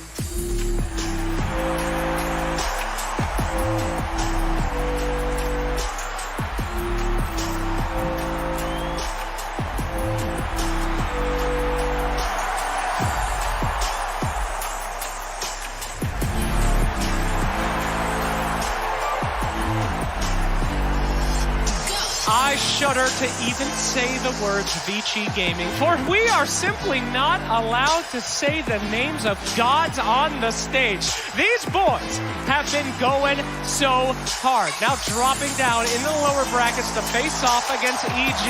They fight to see who will be the ultimate Dota 2 team, who will be surviving China or NA, and who will be able to own that old logo color scheme that EG used to have. They look exactly the same. They still have it here today as they fight to claim the Aegis. These are dumb boys that don't seem to be able to be put down, and I cannot wait to see how these bad boys do. We actually got a chance to speak to their captain to get a little bit more insight, so let's take a listen. Avicii Gaming comes to Ti10 with a mostly new roster from the last international. Their captain, however, is one of two remaining members from the team's 5th-6th finish in Shanghai. DY talked with BBC about that experience, which was his first at TI, and more. 那对于你自己来说，那次的 TI 的经历或者说这个成绩，现在去回想起来是怎么样？很满意，还可以，很不满意，哪一种？说实话，第一次参加 TI 能打到前6的话，我个人是挺满意的。但是可能我的队友他们觉得，就是不太能接受。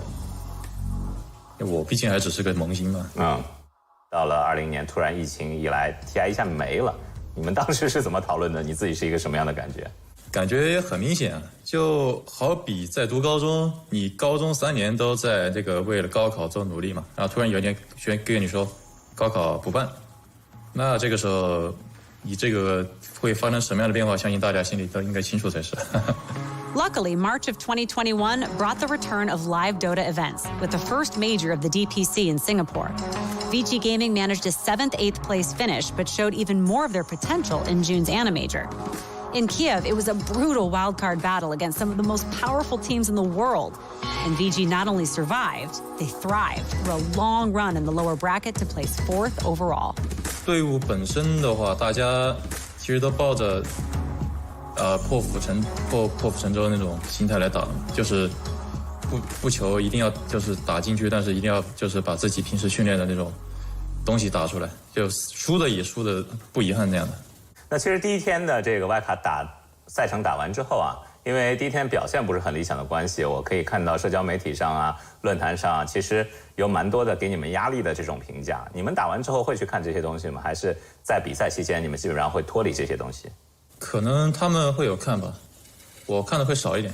这种东西说实话感觉有点唯结果论，而且来打外卡的队伍这一届真的是太厉害了，能输还是能赢，全凭那个就是临场状态吧。这就有点像你拿你刚才高考的这个说法，就是我正常高考和我参加了1年高复班之后再去补考，到底是感觉去年状态更好一点，还是此时此刻状态更好一点？我感觉可能去年会状态更好一点。哦，真的吗？怎么讲？真的，因为去年那个时候可能正有冲劲呢，然后现在的话，因为中间隔了快1年之久，然后有1年没有走出国门，现在的竞技状态可能应该是大不如从前了呀。就是你感觉那种国际比赛的，就是氛围和这个保持一个频度的刺激，对你来说是一个正反馈，是能提高你的这个水平和状态的。对的，就是你能够在国际赛场上跟不同国家队伍交手，会一直激发你去前进，就是去跟他们做对抗。好吧，当然这个有可能这个去年的危机，如果如期打了 Ti10就是铁定的冠军，今年就是可能只能保证进决赛的一个状态啊。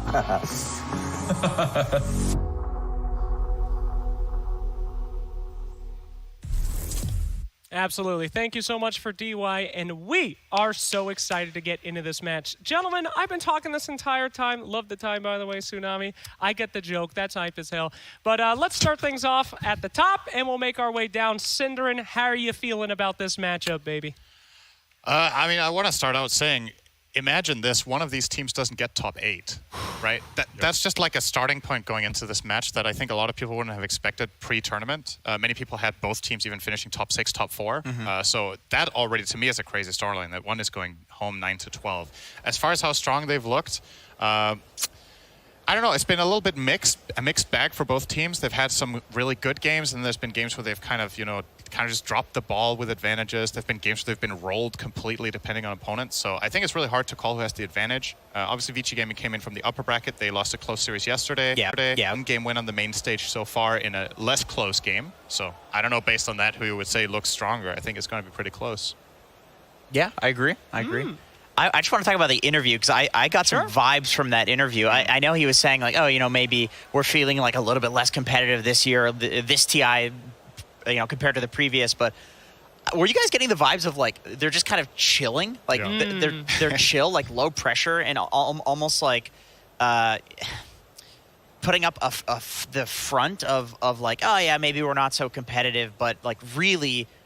To me, that's almost a good thing because of, like, the lack of pressure. And I remember DY said in another interview that when he was there question about the small hero pool of Avicii. They've been one of the smaller hero pools of this tournament. And he said, like, yeah, we have a small hero pool, but nobody's figured us out yet. Nobody's figured out our heroes yet. And so we haven't had to pick our, like, pocket picks. And so the vibes I'm getting from Avicii are just really chill. And I feel like, given how this TI has gone so far, that's going to help out a lot. Well, just because something's small doesn't mean it's not effective, Tsunami. You and on the panel can surely attest to that. What are you thinking about with this match, sir? Do you think that EG have this one shut in? Give me percentages, buddy. Oh, you want percentages? I want percentages of EG taking it. Okay, so I see Jenkins' angle of low pressure, but I think that could be also interpreted as complacency to an extent. Okay, sure. I think that they are kind of low pressure, but that means that they don't really get that fire. And I think of all the teams here, I think coming second place, they say that on Olympic podiums, it's usually the silver medalist who is the least happy. Gold medal, obviously, you're very thrilled. Third place, bronze, you're just satisfied that you were able to make it onto the podium in the first place. But silver medalists have the chip on their shoulder, and EG have been silver medalists this entire time. So if you want percentages, I'm saying 69-31 EG. You can't say 69 on a T9 panel. So you're saying EG were happier last year when they were getting third every time. I do think so. Because then they were lower on the podium, so that was a good thing. I mean, Avicii has also been getting, like, second and third all year, too. I feel like these two teams are very similar in that regard. This year specifically has been EG in the silver medal finish, whereas Avicii Gaming, you saw at Singapore, they were just like nothing too special. It was IG that was setting China on the stage at Singapore, and then at the Animator, it was LGD. Avicii Gaming has always kind of taken a passenger seat throughout the DPC and throughout on offline events. I think your 69 number might actually be quite close. Please because Avicii actually has a 40% win rate against EG. Exactly. Going into this. And so on one side, you have Avicii, who came in from the upper bracket, and I think they looked really good in the VP series. I mean, the first two games, like, they looked Avicii favored. At some point, they looked very Avicii favored, and then VP eventually won, and that stomped the third game. Yeah, I agree with you there. I feel like they learned a lot of lessons out of that one. They looked so dominant in game one. And then the Underlord pick, I believe, coming out to counter the Terrorblade, that was an educational game for pretty much everybody at the tournament. And I also agree with you guys on the second place thing. I mean, as my father used to say, second place is biggest, best loser, before he would shun me out from the house. So understandable that is coming out here today. Luckily for us, whoever is eliminated from the International 10 after this series won't be anywhere near second. Cinderin, my friend, let's talk about some drafts here. Right. Well, what do you want to know? Oh, just start talking. I usually just throw it over to you and you don't shut up, so I'm trying to... I was like, we have a draft panel for that. What am I talking about? Well, I'm talking about anything surprising. Okay. I think that EG has had some surprising picks. As we've discussed, Avicii Gaming, not so much. Did you know in their last series, they picked Snapfire in the same position every single time? Yeah, they don't have to change. They don't have to change checks anything. out with Yeah, what like, Jenkins was saying. Yeah. I don't know. I think the if you want a little bit of draft insight, I think the players to watch in the draft, honestly, a lot of it comes down to, first of all, Abed's hero pool in this tournament has been very, like, how to say, it's been very uniform. It's been a lot of these spirit heroes mid. It's been the tempo controllers. Yep. Against Avicii Gaming, they're going to know what's coming because it's been the same basically every game from EG here, let's be honest. So the question is, okay, how are Avicii Gaming going to adapt to that? Because sometimes in Avicii Gaming's draft, they get very passive. They pick like these massive teamfight heroes that need really long. I think there was a game at the last major where it felt like, okay, Avicii Gaming are just playing until the game is over, and they never really got the fight they were looking for. Yeah, they have some of the longest games of the tournament.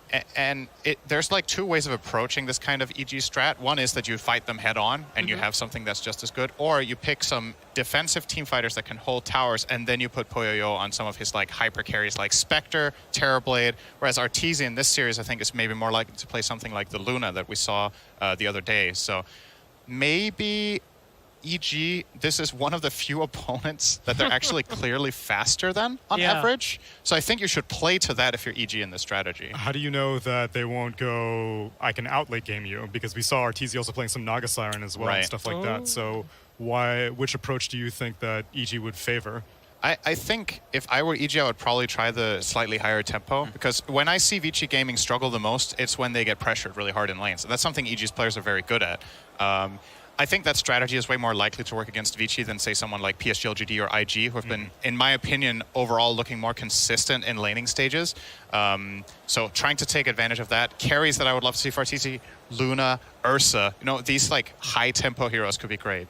All right, well, fantastic. Looks like things are about to get rolling, my friends. It is time for the draft panel. Let's throw it on over to Avocado and the boys. It's Avocado. It's Avo.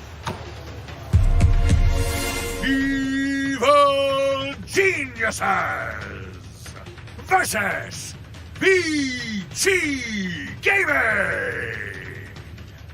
Game 1. Hello. Thank you for that wonderful throw, Slacks. I'm trying to hide in shame after that interview, so I appreciate that. Now people can't find me. Effie is here with me, so is Lacoste, and we're going to be analyzing the draft for the first game of Avicii versus EG. I'm going to start out by you, Effie. I know you're a fan of Chinese Dota. What can we be expecting in this draft for Avicii Gaming? I think we're going to see IO very contested amongst both teams. Tidehunter very contested. Weaver, Doom, they're there. And I think we should expect Avicii to go for Old 11s here in first phase. They didn't do that yesterday, and it was quite surprising. I think they were trying to catch Virtus.pro off guard, but it just didn't work. But in the groups, they've had the most success picking around the same 5 heroes for 11 in first phase. So I think if they can secure that without getting banned out, it might simplify their strategy on how to approach this game. Yeah. the matchup that I'm most looking forward to is the mid matchup, because I'm a bit worried for Ori. Like, through the season 1, he's been struggling. At the start of the season 2, he played really well. Yesterday, he got bodied by GPK. There was a lot of fixing that needed to be done by both supports. So if it's the case, like, I want to see him on a better hero. I want him to have that extra, like, 5% in terms of the lane matchup. That's a bit of advantage. This time around, Avicii Gaming, Monkey and Lion. But I'm so glad you brought that up, actually, because that's something that was really concerning me with Ori. He had a really rough season, and then throughout all of groups, it seemed like he really stepped up his game. Yeah. And then when he faced GPK, he just crumbled. And we talked about it yesterday, saying that this is the matchup to watch, right? Ori versus GPK. And in the same vein, if he can't win his lane or just go even with Aved, I'm worried for Avicii's ability to match EG in tempo. You were saying, Lacoste, that you were a bit worried before TI started. That you were a bit worried if Ori was back in TI form. We saw him in groups. He looked good. Yeah. Throughout the group stage, he really looked good. I don't know what happened yesterday, but he's gonna need to step up if he wants to be matched up nicely against Abed. Because as panel talked about, these EG players, they're really good at putting a lot of pressure early on out on the map, so they need to be ready with the TPs. And we can see ET. This is one of the heroes that is better, in terms of counter initiation. EG also, they're not afraid to first phase Ice hero, and here we see it again. Beastmaster plus ET, most likely gonna be 5 plus your position 3 here. And I'm really fond of first phasing your offlane hero, actually, and it's a bit surprising that Avicii chose not to do it again, because typically these heroes do get banned out when they need them, and teams end up with a less than desirable Sand King pick or something like an Underlord even, right? So hopefully that doesn't happen too much, but to add on to ET, this hero has just been so excellent. The way that EG play it, basically, is that crit kind of leaves at some point, and Ice fights or leads the fights for a while, while crit just sits and farms.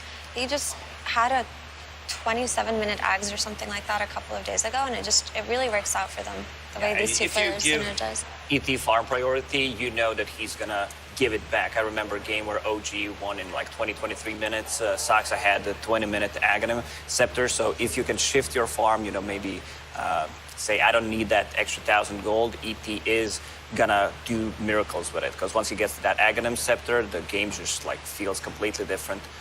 EG banning out Tidehunter, no surprise there. Beastmaster ET, they don't provide you with any kind of lockdown, and we already see Doom is being banned out, one of the better counters for the Tidehunter.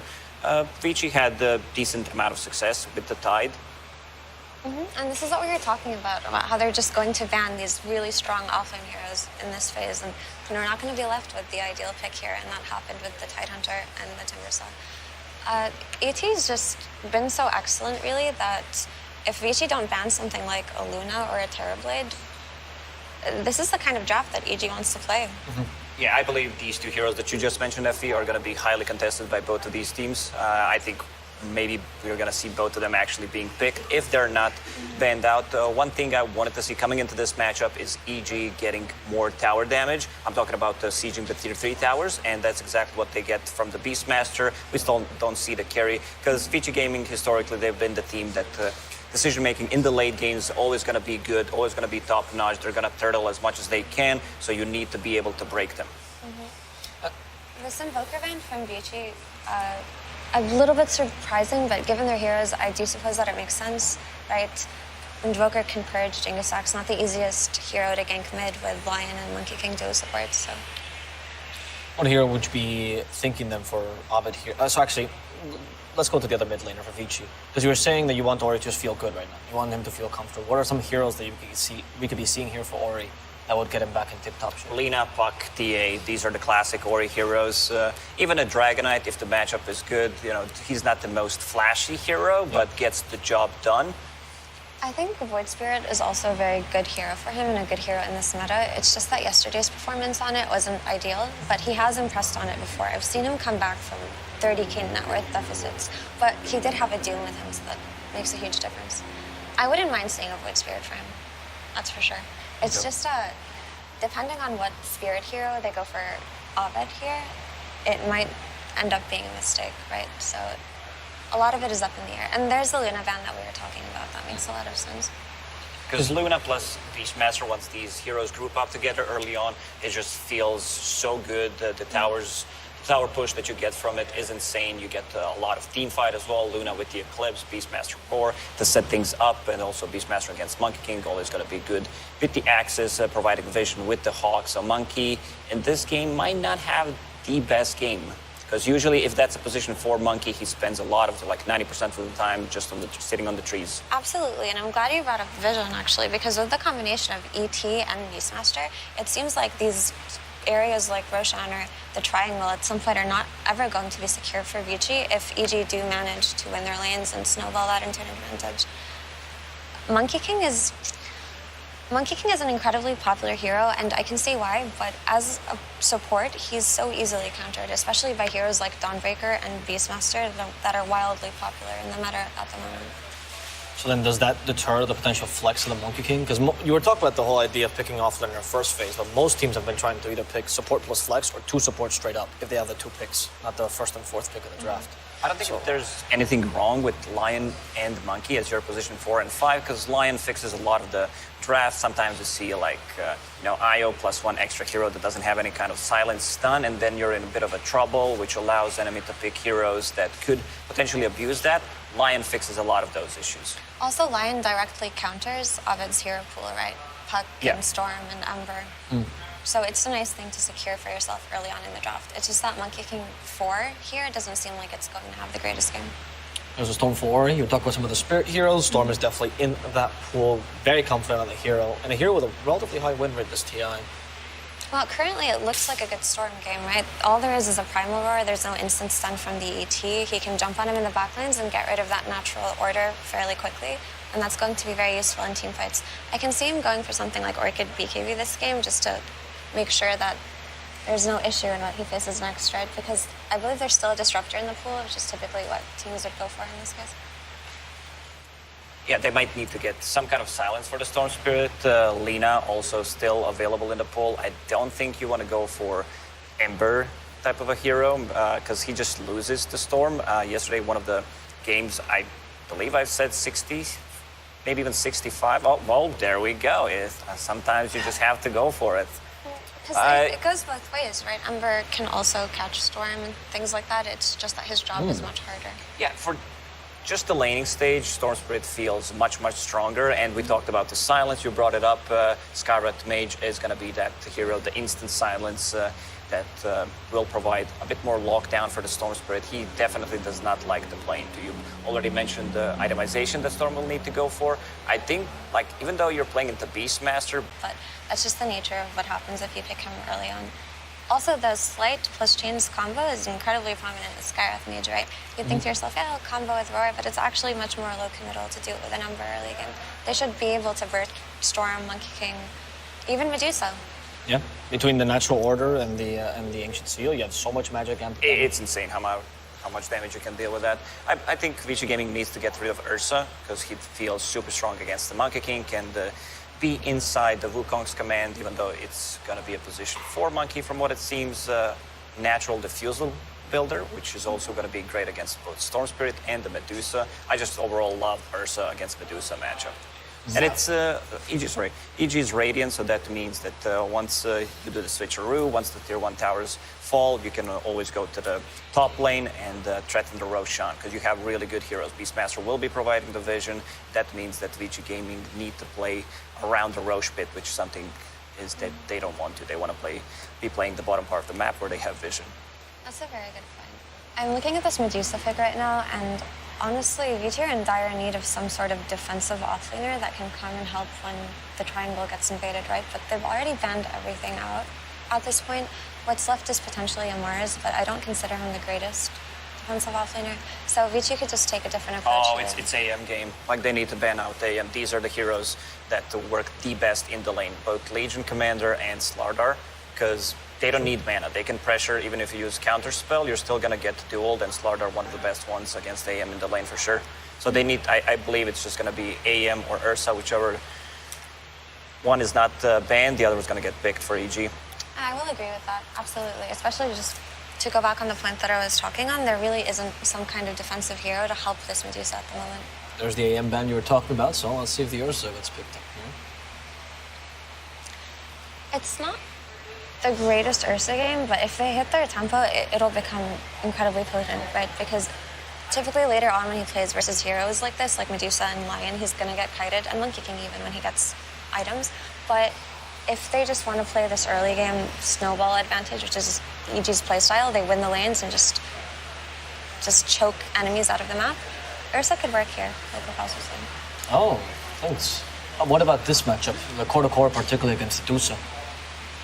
I don't remember seeing it, but they have ways of kiting it. So they have also a great setup with ET Stomp, Aurora, long-range initiation, coming out from Slide Chains combo.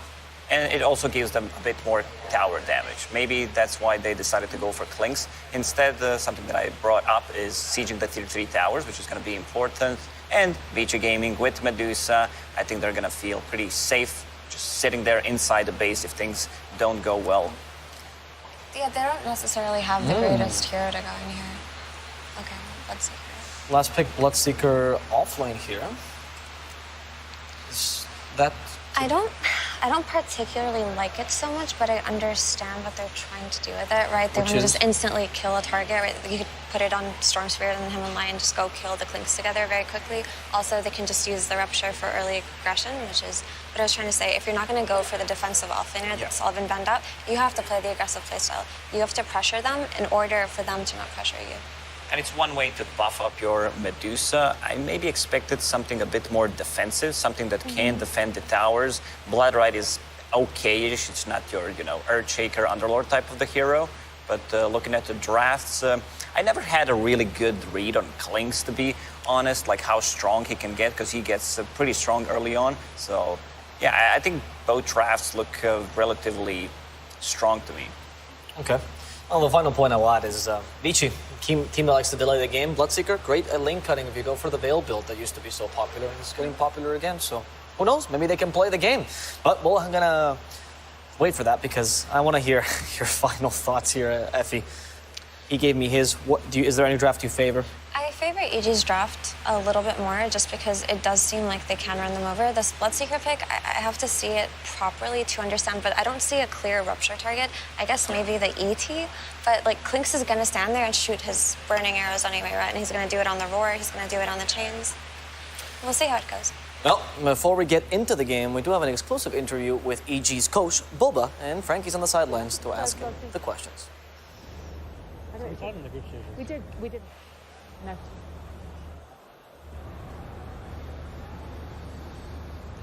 Hello, wow, I am very excited to have legend of TI Boba with me right now. And first of all, you're known for your watertight game plans. What was your team's reaction when you pitched them your game plan for Avicii today? Kyle recommended this really good egg place in Romania, so shout out to him. So you're all egg bound in the booth. It's not really wise to eat a load of eggs before you're trapped with each other. Yeah, but they were really good eggs though. Really good eggs. So basically, if you win today, it's because of keeping it Kyle. Let's head over to our casters. We've got OD, Pixel, and Fold. Thank you very much, Frankie. Yes, game one, it has just begun. We've got a brief pause. I'm sure it's only going to be a brief one. Of course, Evil Geniuses versus Avicii Gaming. I'm OG Pixel here with Fog. Hello. Fog, what do you want to talk about first? What are you excited to see from these two teams? Well, we've got Ori on Storm versus an Ember Spirit. I think anybody who watched yesterday saw how tough of a time Ori did have in the opposite of the matchup, where he was playing the Ember Spirit versus the GPK Storm. Yes, so I think Ori is probably feeling a little fired up. Probably he's like, you know what? I want to do it back. He's a master tier Storm, so that's got to be the most exciting thing for me. However, he is playing into an instant silence, also Roots, so game could get a little bit difficult if he doesn't have a good start. But he should have a good start based off of that. What's sort of your thoughts, really, on the way that Avicii Gaming wrapped this up with the old 11 Bloodseeker coming in as the last pick in the draft? It's definitely interesting. It's different from their usual. I was actually not expecting that at all. They usually tend to have old 11 on more of this type of team fighter. This is just a very different style draft for them, where it's a lot more fight heavy early on to allow to give space to Poyoyo. So yeah, just different approach. I do like EG's approach a bit more this time around, just because they do have this easy type of catch, and it's a very momentum-based lineup that they've gone for this time around. No, for sure. And you like the choice of carry this game going with the Clinks? You feel this sort of fits the play style that EG's been rolling with? Yep, they definitely really like the hero. Works well with the Beastmaster. The Death Pact, of course, too, is going to be utilized really well when we do have like the Helm of Dominator, Overlord, etc. picked up. He's going to be able to use that really nicely. And I think Effie touched on it a bit at the end there, is you can just hold your ground. I know the Bloodseeker was picked after it, but they've got Chains, they've got Roar, so if you can just hold your ground and get that off, it's nice. And the lane is, I feel like this lane might be a bit tough for 11, even though he's got so much sustain that comes out as the Bloodseeker. He's versus ET, and this hero has just been so strong whenever you have. Yeah, I mean, how much do you feel PYW is going to be able to do to hold back ET? How safe can he keep old 11 up here? He probably can't, because you have the double stuns that you're going to be able to play around later on when you get Hex. So he should have a decent time at least, but I think it's still going to be a little... He's going to like have a decent time to at least protect him from dying, but I still think old 11 won't get much last hits up here. Let's see. He's getting pushing the wave underneath the tower here. I'm honestly just staring at mid, because like Ori, he has to make up for yesterday. It feels like he had a bit of a rough series after that first game. Easy courier here. Nice grab. That was the salve. Do they have any extra regen? Okay, PYW did bring a salve out. They're gonna need to use it soon. We're just watching the poke. Look at old 11. Just getting constantly hit from those searing arrows, hit from the Astral Spirit, and just walk down. He's gonna get salved up and have to hide himself for a moment. Mid lane, pretty even at the moment. 8 for 1, 7 for 1. I wonder how well they're going to be able to secure Poyoyo's farm as well. It's a Monkey King, so traditionally the Monkey Kings, we'll watch PYW eat a couple hits. He should be okay. Yeah, it's going to take 2 more. And he's got the Dukes hit around the trees. Fly won't be able to find him. But yeah, they picked a pretty greedy safe lane, it feels like to me. Monkey King, usually versus these melee heroes, he thrives, like Beastmaster. But Beastmaster plus a ranged hero is actually really strong versus this Monkey King Medusa lane. So I think securing the farm for Poyoyo could be a little difficult as the levels do start coming out for crit. Because you can't trade. That's the problem with Monkey King. Versus these ranged heroes, you get on top of them with Tridents, you have to commit for a kill, but trading is just not really much of an option. And with sort of Beastmaster, the hero in general, why is it that I feel like we just didn't see this hero as much as we thought we would see it coming into the tournament? Already taking a hit there. I think it's just a very player-specific hero, and also it's not this big team fighter. I think TI tends to just bring more team fight than any other tournament, so he's just different. He's a pusher. He's always going to be good with the itemization, especially when Dominator's populator, but you're not a massive team fighter. You're all about like pressing your advantage and taking objectives. Already seeing an early rotation. Grit hanging around the mid lane. Abed is having a pretty damn good time. He's played really nicely around his Sleight of Fists with his Flame Guard and dodged out, I think, 2 or 3 remnants to keep it active. And it's pressuring Ori. And we do see the early point in chains picked up on Abed. So it could look to set up for early kills with those crit moves. Arteezy does take a blood right, a big one. Yeah, how's he doing for regen? He's just got the stick on him as Fly. So now got that salve back out, he does. So Arteezy will be topped up. Some definite pressure. I mean, old 11, for the struggles you thought he may have up here, he's farming pretty darn well. Yeah, he's definitely recovered really nicely. Killing that courier, I think, was a big deal, too, because Fly has no regen, so that he can't, like, trade as effectively, so they are able to pressure Arteezy a little bit more. And bottom, too, I mean, DY's doing pretty good work. Poyoyo is up to that 17 last hits. I think he secured 1 or 2 boars as well, so whenever you can kill even 1 boar in the lane, it always feels great. That extra big burst of XP. Are seeing the runes being checked out. DY camping bottom. Abed able to get the 1 rune. DY will look to protect this one for Ori. But Abed's coming out even in the matchup, and we saw, of course, how GPK, he really handled Ori in that one. But as we know, Abed very comfortable in this matchup, knows exactly how to play around those slight dodges versus the remnants to keep Flame Guard active.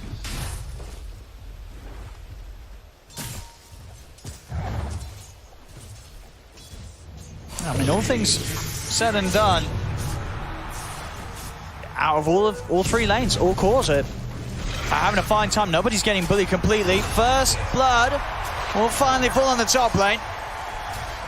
And they won't look to die for Arteezy. Old 11 able to beat him back. So these kills already, they can get some level advantage on the Bloodseeker. The setup is there. Arteezy, he's in trouble. He's going to get taken down. PYW finding him. And I guess Arteezy just not expecting PYW to lead him through the trees and the burst to be there from the setup into the Blood Bright, but it was. That's Arteezy out there. I mean, that's huge. That's blowing that top lane wide open. They're playing the lane just like really well. PYW is perfectly in position every single time. Mid, you see that crit rotation. PYW is coming in to help. See, they get the kill. PYW won't be able to set up anything on his own. So EG at least able to make something happen elsewhere whilst the top lane starts to fall apart. Abed sees a small camp stack. He also identifies that there's vision on the high ground there. Actually, cool play there by Abed, dragging the wave to the left so he knows there's an obs ward there. It's only there for 10 more seconds, so unlikely they'll get the D ward. But now mid, PYW shows his face. Yeah, Abed's just going to jump straight away. He's got the 6 and he uses it immediately. And he goes with the remnants, the follow-up burst from crits enough.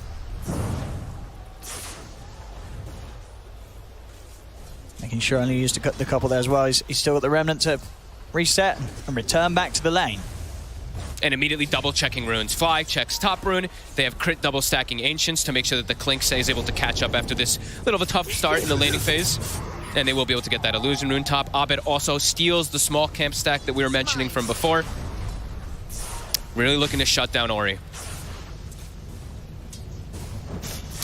They look like they're bringing both supports, though, now. Avicii. This is a very common move we've talked about. I know at Animajor, people were really harping on how much Avicii did do their double support movements around that 6-minute mark to help out Ori. I think EG's kind of expecting that. They're starting to make their move away. They're leaving Arteezy up top and just making the moves around with crit and with fly toward bottom.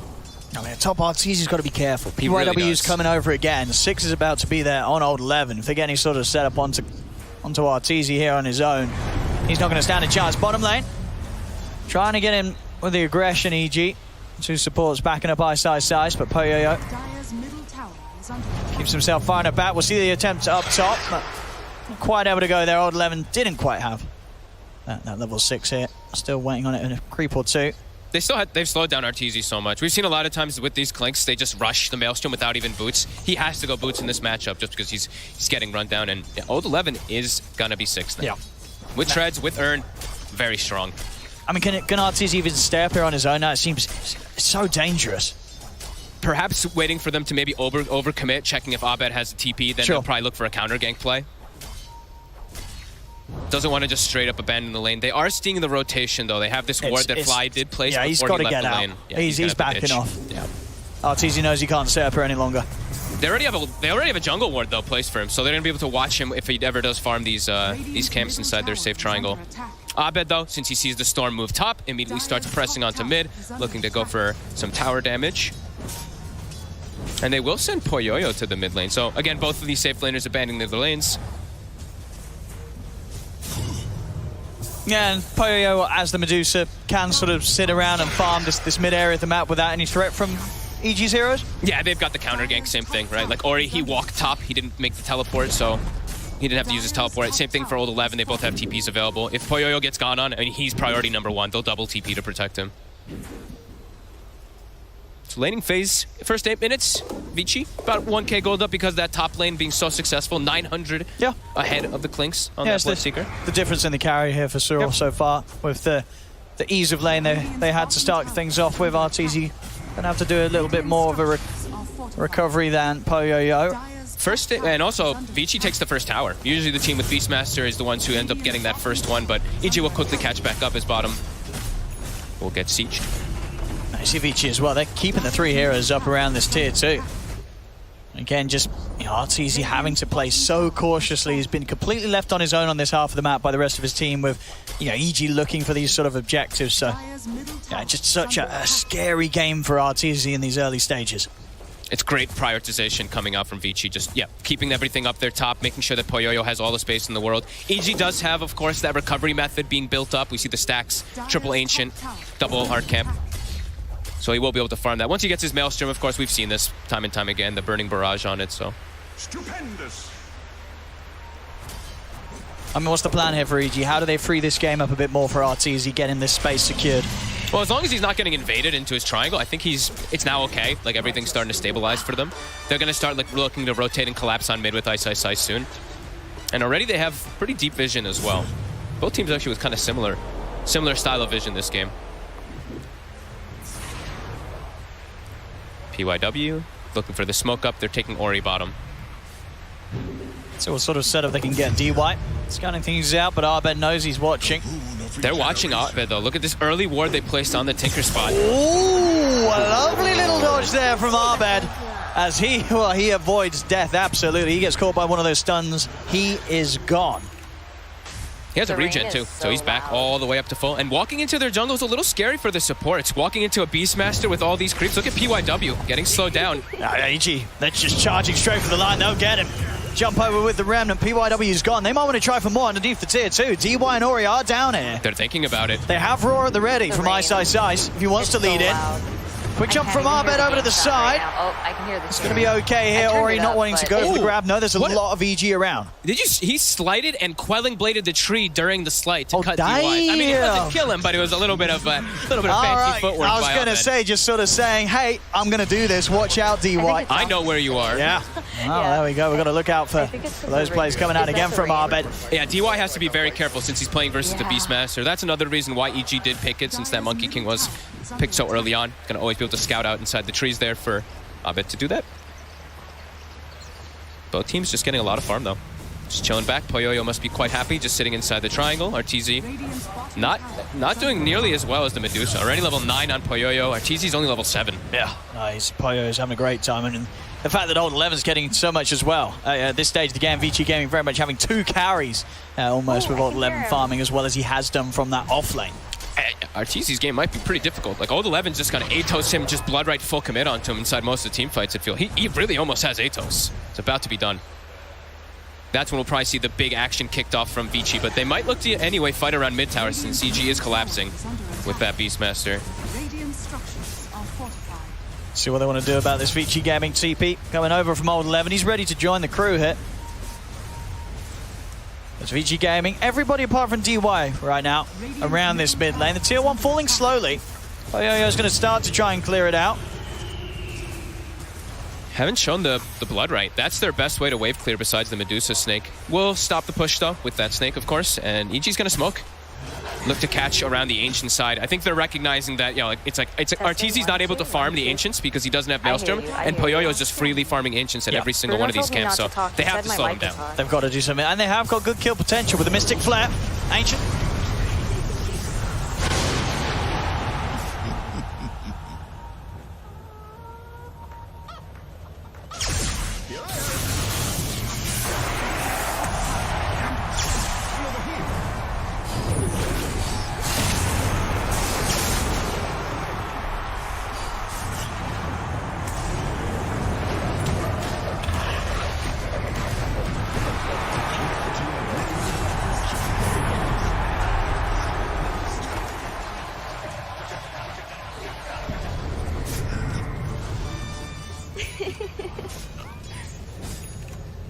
Let's see here. What's next here? We're back. Don't know, ladies and gentlemen, if you lost us, but we are back. Not quite sure what happened there. Maybe you can still hear us. And we couldn't hear one another. Hopefully it's all good. Anyway, bit of a brawl there between the two of them. Could have got, definitely got a bit messier that. Yep. I think EG's probably pretty satisfied. They got Poyoyo. It allows RTZ to sit back, catch back up. He's got Maelstrom. He's starting to work on those Ancients, as we were mentioning, which is a quad stack. So that should accelerate him almost all the way back up. He's still going to be slightly behind the Medusa, but catching up significantly in levels because of that pickoff. EG probably wanted to get a little more, like pushing forward for that tower, but the positioning there from DY's ult just kind of did dissuade them from pushing forward. And also, I believe it is the Bloodseeker that ends up surviving through all of it too, because he was dropped so low. It was that last bit of damage was chasing him for crit. But able to actually get back and reset. Old 11. I'm going to try and jump for him in the mid. They got the chain set up. Mystic Flare comes crashing down this time. More than enough damage from EG. They get that set up into the ult from crit.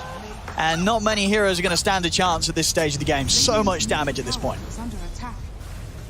And immediately starting to siege the tower. Starting to crawl their way back into this game. Avicii still looking to split up around the map, just looking to get this. I mean, they are playing much more of a greedy lineup with this Medusa, Storm, and Bloodseeker chorus. Until they do have that, pretty much the Atos on the Bloodseeker, it's a lot harder for them to just force this action, unlike EG, where their action just needs to come from a slight chains, and then that's a setup for the Skywrath every single time. As we are seeing that 60% win probability from these last few moments. And EG, with that mid tower taken out, they can start accessing into the Ancients and denying this away from the Medusa as well.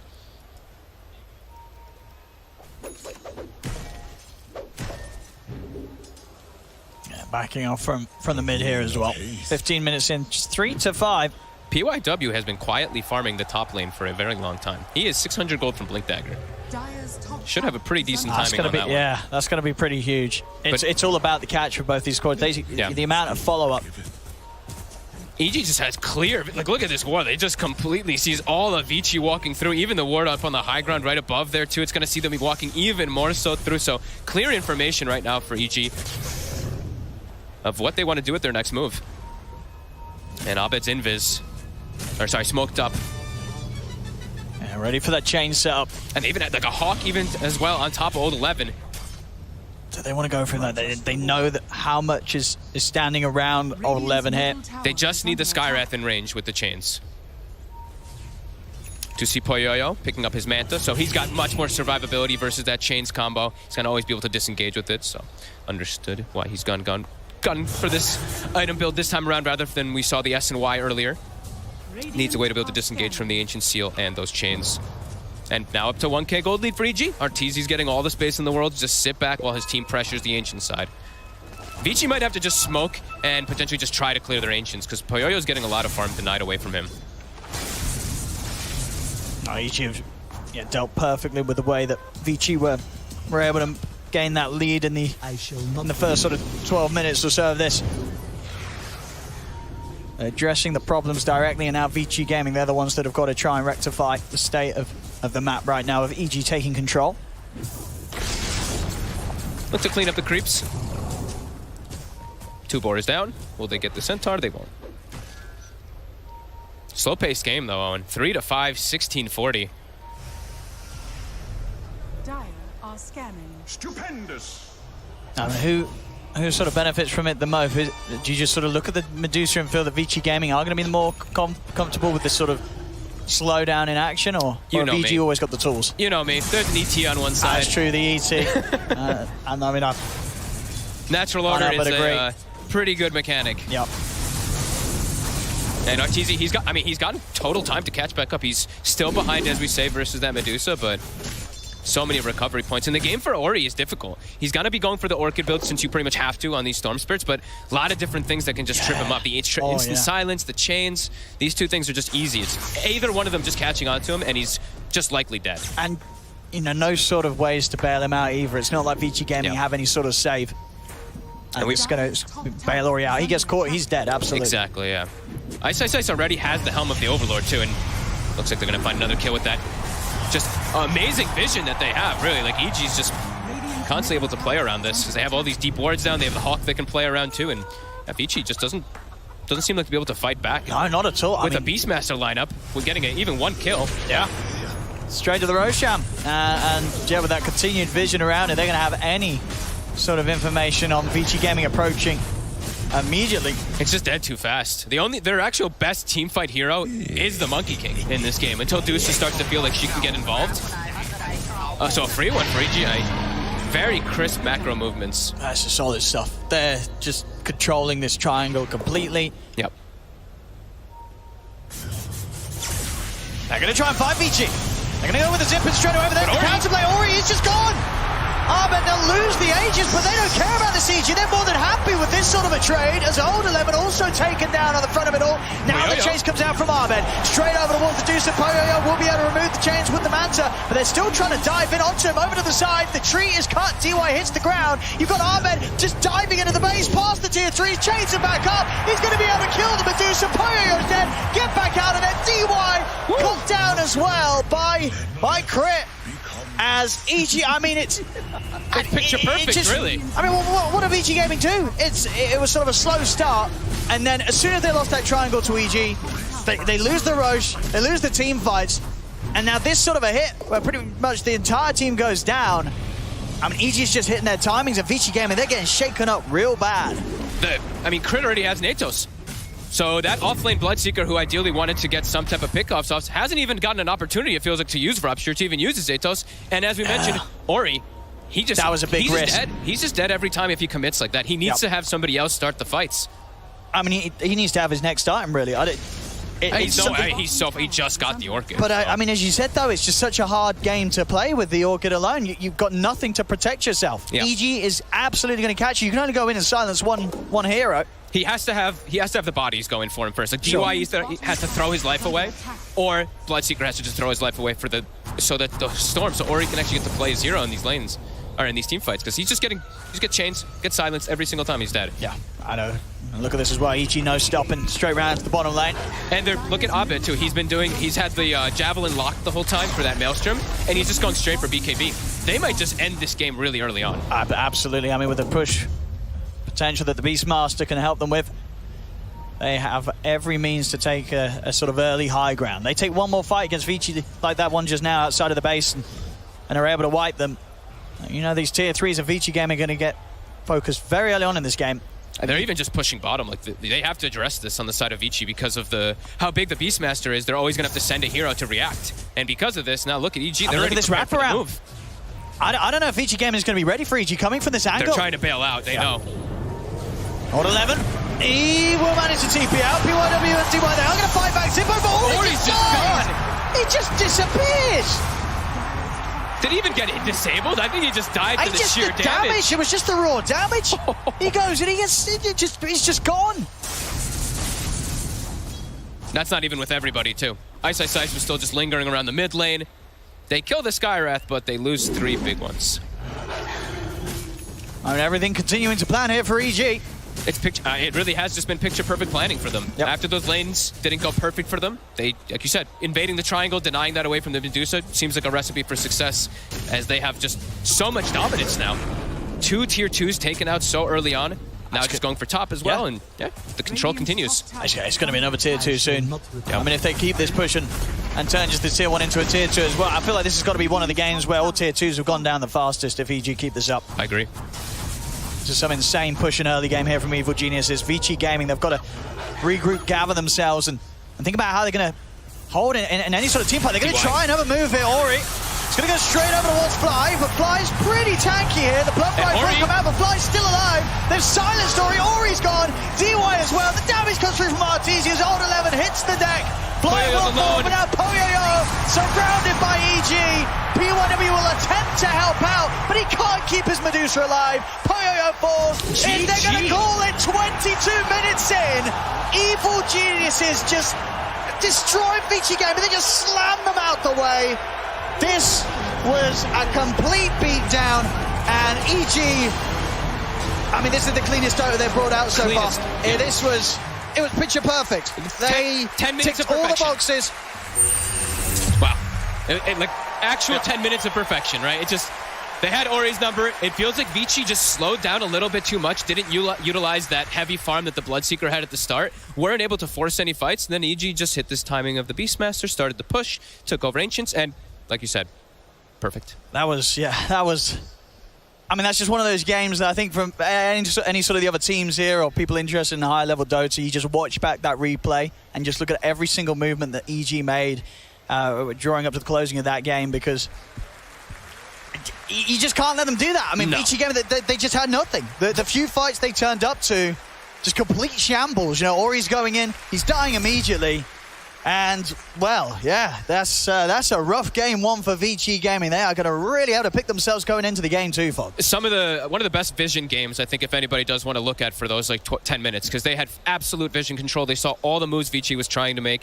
The move mid, you know, that's where Vici thinks that they're going to be able to get something for Ori, and they saw it coming immediately, and boom. They just get like a full cleanup kills. Arteezy was able to sit back farm. Yeah. That's it. Perfection there from EG in this game one. We'll see if they can do it again in the second one, but what a start for EG in this series.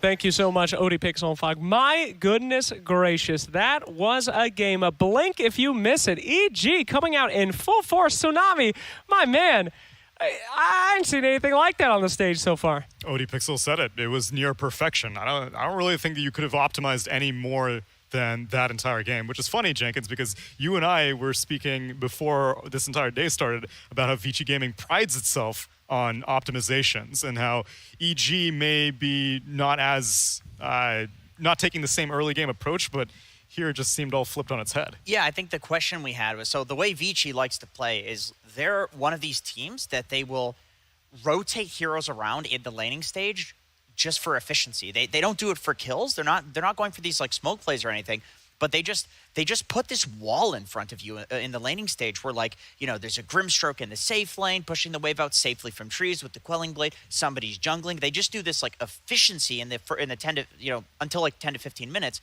But EG just broke it. And I think that was the question we had, was like, Crit is the type of player that runs around and makes opportunities happen. And I mean, I didn't think it was going to go like that. I mean, I figured that there was going to be, okay, one of these playstyles was going to win out. Either it was going to look like Avicii was a wall and EG couldn't break it, or Crit was going to break it wide open, and then Avicii was going to look maybe not exactly like that, but close to it. Right. Yeah, I feel like what's interesting in that game is how long it's kind of a lull for, right? Like there's not much happening for, let's say, 15 minutes, kind of slow. And then EG are like, okay, we flick a switch now. This is what we wanted. We have our vision heroes, they have their key items. We're strong at fighting. We're going to run at you until it ends. And that's basically it. And honestly, I can understand this GG out from Avicii. It might look like tilt or whatever you want to call it, right? Because like it's such an early GG in the game, but everything their lineup wants to do and everything EG's lineup wants to do, it's just been like EG have just accomplished everything. They have full map control. They have a grip of everything, and they're winning the fights. So coming back from that is almost impossible. And sometimes it can be better to just be like, okay, call a spade a spade. We lost. Don't break yourself down mentally. Go next game. And I think EG is the type of team too that they probably weren't considering this, but just as like a fact, like EG is the type of team that during the whole NADPC, we saw that they would often take these really long games, but the moment that you give them an opening, they go straight for the jugular and they just destroy you. So EG was this weird team where they would be very patient. They would play for only like perfect plays, the best opportunities. But then the moment that they could get that, it was like just all gas, no brakes. And in this game, it just happened so early that it was arguably, this was like the biggest stomp of the playoffs, I would say, so far. Yeah. Is that how you feel, Tsunami?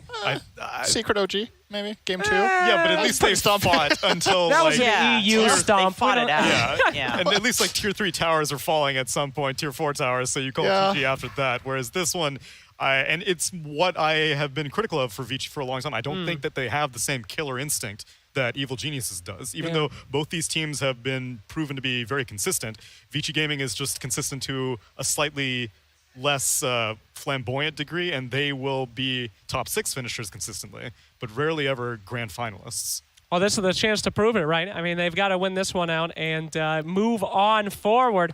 This is TI, man. This is like the make or break moment. Do we continue to follow in kind of the calm that we were talking about, the same kind of drafts that are a little predictable, or do we pull out something crazy? Now, speaking of crazy, by the way, we had some nuts moments on our first draft, and I want to make sure that for Game 2, this is a very serious series where someone will be going home from the International, that we keep things professional and on track. So I would like to welcome a friend to the panel here. Ladies and gentlemen, if I may please introduce my little friend Peepo.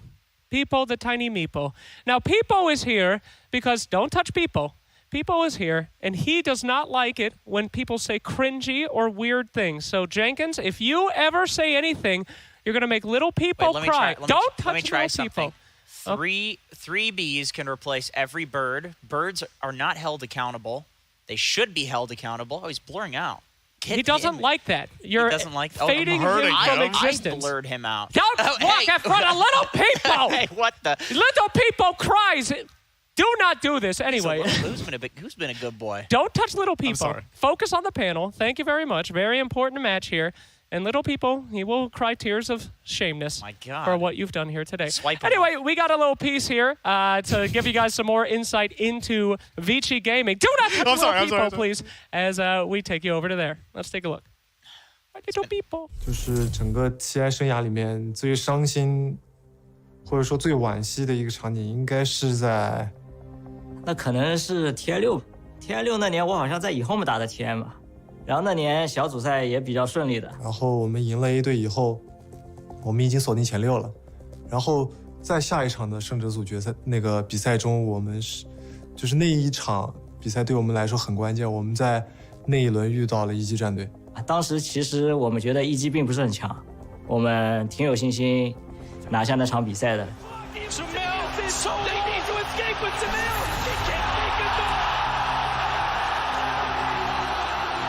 This range track, that's going to be mega. EG going to need a miracle, not a position you want to be in if you're an EG fan right now.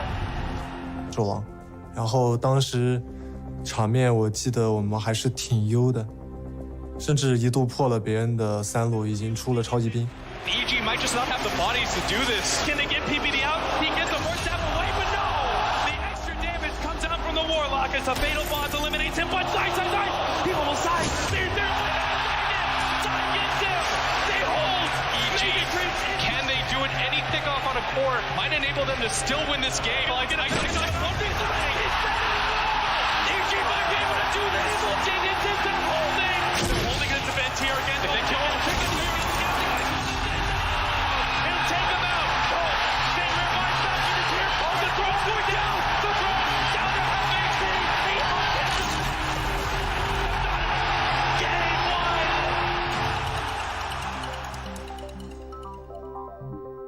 然后就被超级兵翻盘了嘛，然后就作为史诗一直被大家吐槽嘛，就领先特别多，然后被超级兵翻盘了。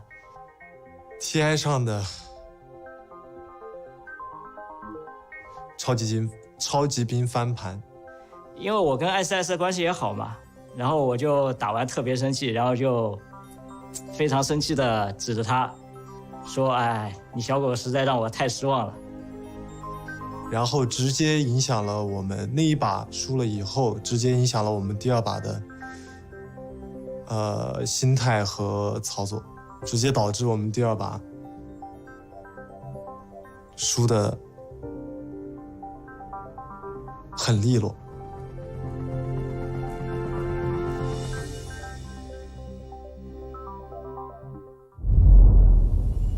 All right, fantastic there. As we enter, little Peepo, he's still here. Get him out of here. No, keep him. He does not like cringe. Look, he danced as soon as you he started doesn't talking. like anyway, cringe. back to this. We have one game away He's come from to the wrong panel. potentially Avicii Gaming exiting TI. Please stop dancing as we continue now. Idle animating. That is an idle animation. He seems to like it. He is not dancing. So, oh, okay, that There was he cringe. goes. Let's Yeah. move on. Cinderin, back to getting serious here. Little Peepo, get out of here. Don't make Daddy smush you, little Peepo. It's time to go. Time to get serious again. Bye-bye. Perfect timing. Great. We practiced that for 6 hours this morning, so I'm glad that it went through. All right, so, Cinderin, you're in Avicii's shoes. Is that a game that you would have GG'd out quickly to get your head back into the game? And I would like to say to the new viewers here at Dota 2 that doing such an action, not a bad thing. You got to get your head in the game. You got to move quickly. Cinderin, I rescind my question to you because our teams are simply entering the arena. I don't care what you have to say, Cinderin, because I would rather see the teams enter. It is almost time for game 2 as EG face off once more. All right, now you can Let me know what you care what I think. Go ahead. I'm ready. Cinderin, You care now? Unrescinded. Where's Peepo? Where is Peepo? Please focus on the match Okay, here, so I think it depends a bit on your team dynamics. There are some teams that the most important thing, honestly, is that the team is on the same page about what your your approach is to GG calls. Some teams have the mentality we play until the throne falls, no matter what. Others have the mentality that if it's over, it's over, and those two things don't necessarily always align. And for Avicii Gaming, I honestly don't mind the GG. Like I said, I feel like the game's just lost, and it's something we've seen championship teams also GG out in similar situations, especially player that comes to mind, a lot of PPD-led teams will GG out in positions like that because, like, I had a strategy, I had a game plan. It either we mis-executed or it was a bad plan, but either way it's over, and you don't want to waste all that energy just grinding through a loss if you feel like it's hopeless, right? It can look like tilt. Like I said, I think Avicii Gaming are going to look better in this game, and they're going to change some things up, and they just identified that game was just not going their way. I think so too, and I think Vichy is the type of team that they usually have a pretty stable early game. Their laning is strong. Like I said, they don't go for kills, but they're really good at playing the laning stage efficiently. So coming out of it and getting snowballed on like that, I don't think that's necessarily something that they're used to. Their warding in the early game too is like, I think they have top 3 efficiency in terms of top 2 efficiency in terms of warding. I alluded to it previously, but yeah.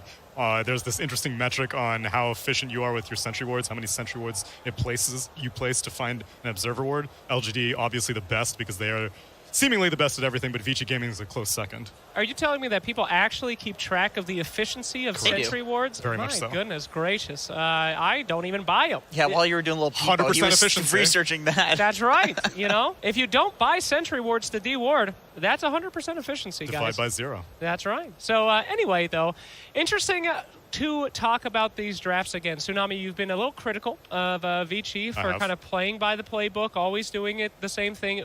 Do you expect us to go to potentially crazy places here in this draft? See something new? I think they should go back to more what they were familiar with. You mentioned that they had picked Snapfire every single time previously in their upper bracket series, and so I think that that's something that they can rely on.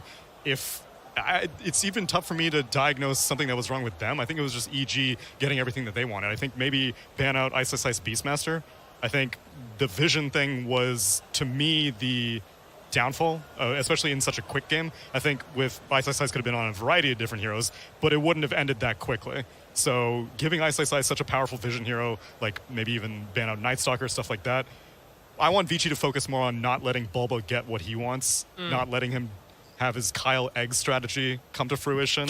What in the name? What is the Kyle Egg? I believe I missed that. You didn't hear the interview? Does Kyle lay eggs? Yes. He did not specify where the eggs came from, so it's a very real possibility. I wouldn't put it past him. Kyle is known to drop things on the TI main stage, It's so true. definitely could drop an egg and I would not put it past him. So He's not here to defend anyway, himself, please. What was I going to say? So I think, I'm assuming in this game the pick order is going to be mirrored. I think Avicii Gaming will try to get their hands on the last pick of the first phase this time around, and that changes the dynamic a lot. Because if you have that spot, you don't necessarily, like you pointed out, Beastmaster could be a target ban against EG, but you don't. He does this all the time. I love that he does this. He's so zen. I don't know if he's memeing or if he's actually all right, guys. meditating. It looks like it's time to wrap it up. We have the hell of the best draft you have ever seen coming up, and we're going to do it with Avo and the panel.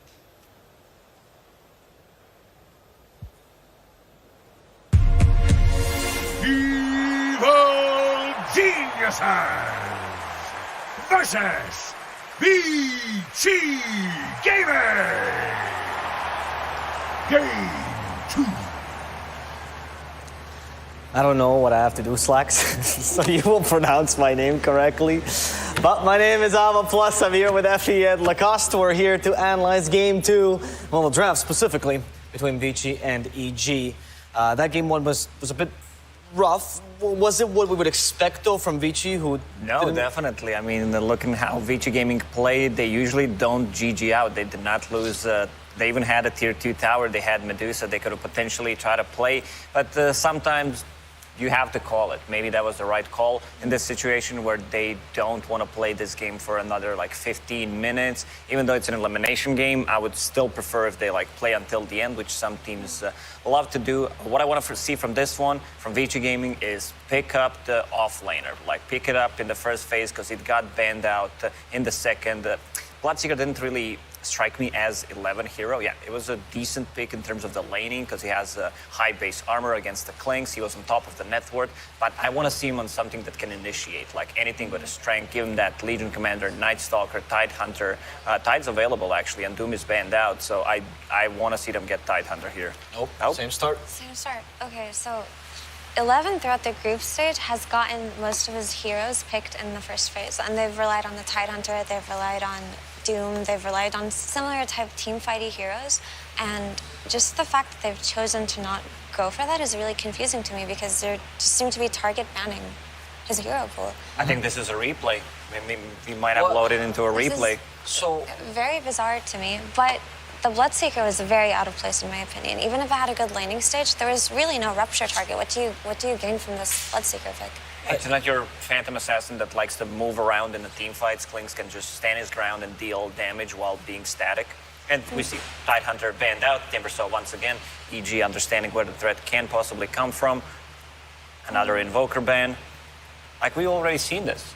I want to ask you, what does that mean for team mentality when we see I think that means, I think Syndrome had a really good point how when he talked about PPD, where if certain strategy didn't work, they called it, they missed their timings and they GG'd out. So they're one more I feel like they feel for themselves this is it. This is something that we have prepared. This is strong and we're going to do it one more time because we probably made it work in our scrims. So yeah, they are confident in this opener, and these are heroes that they do want to play regardless of whether or not it's going to look like the last game in terms of the first two for EG.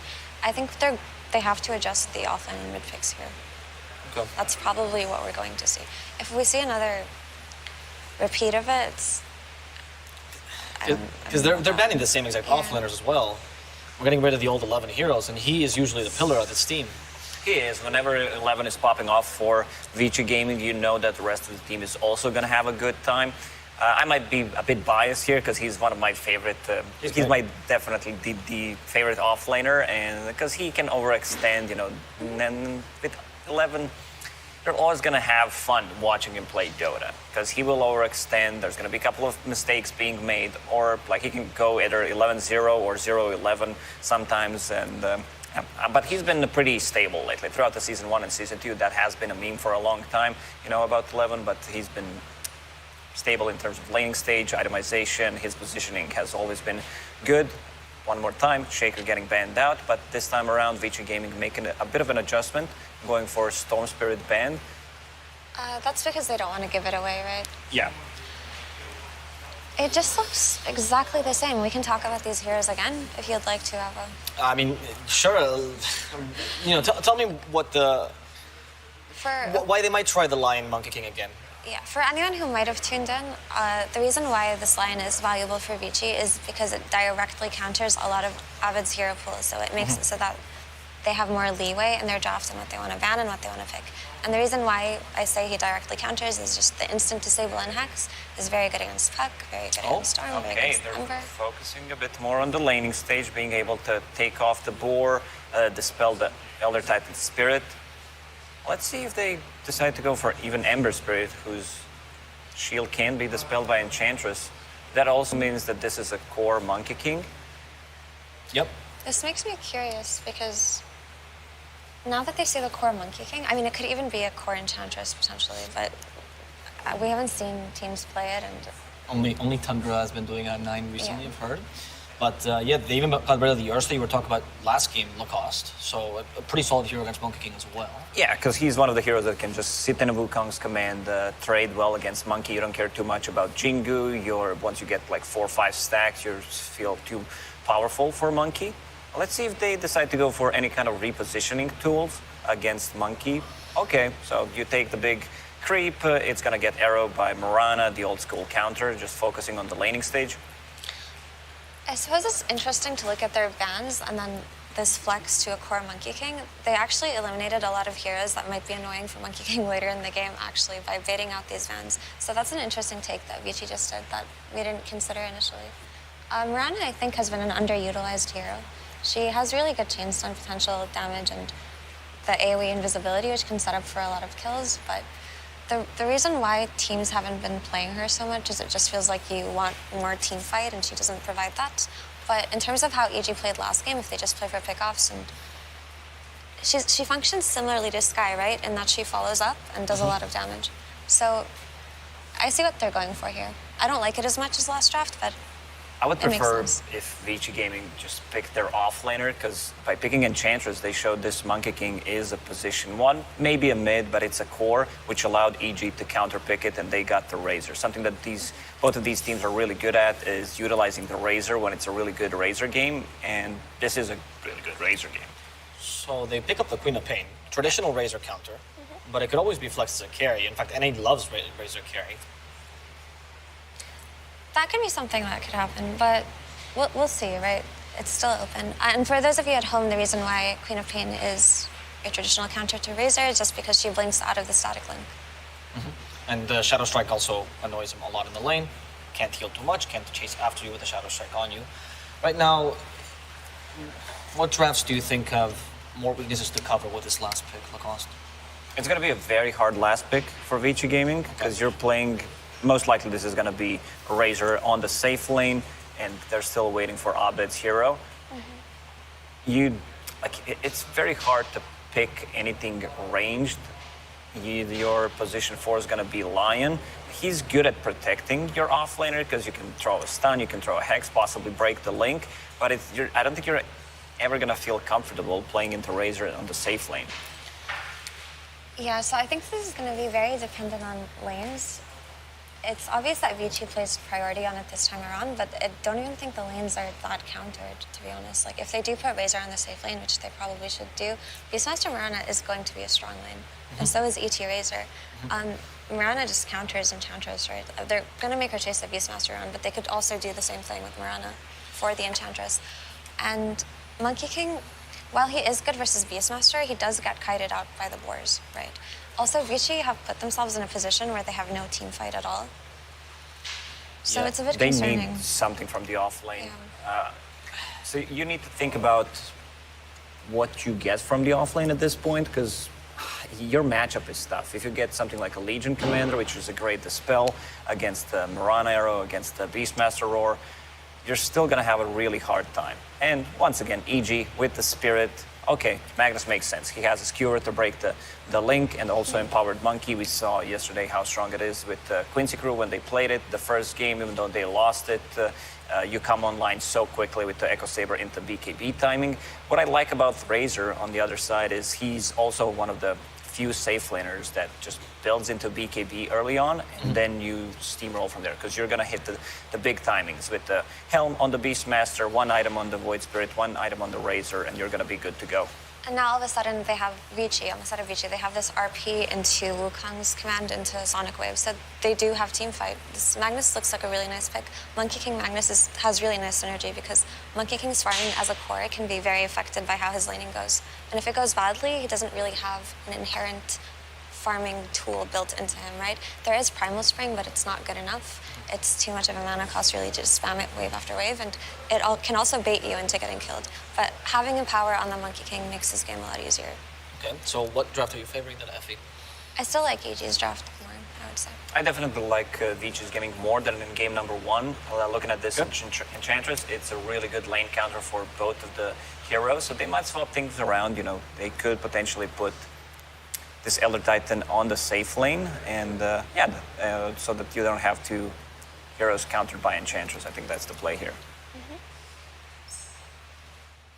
Well, we are going to have to hear from Vici themselves what they think about their draft, as Frankie is waiting for us on the sidelines with Vici Gaming's coach. In that opening game, we did see the pace entirely controlled by EG. So, Coach Fenrir, how are you going to take charge of the tempo in game number 2? 刚刚第一把 EG 把节奏控得很好，你们在第二盘当中有什么打算把节奏抢回来？就如第一盘而言，其实我们对线来说压力不是特别大吧，但是兽王还是给我们制造了点麻烦吧，而且我们前中期的处理也不是很好，所以这盘3手也做了应变吧，出了小鹿这个英雄。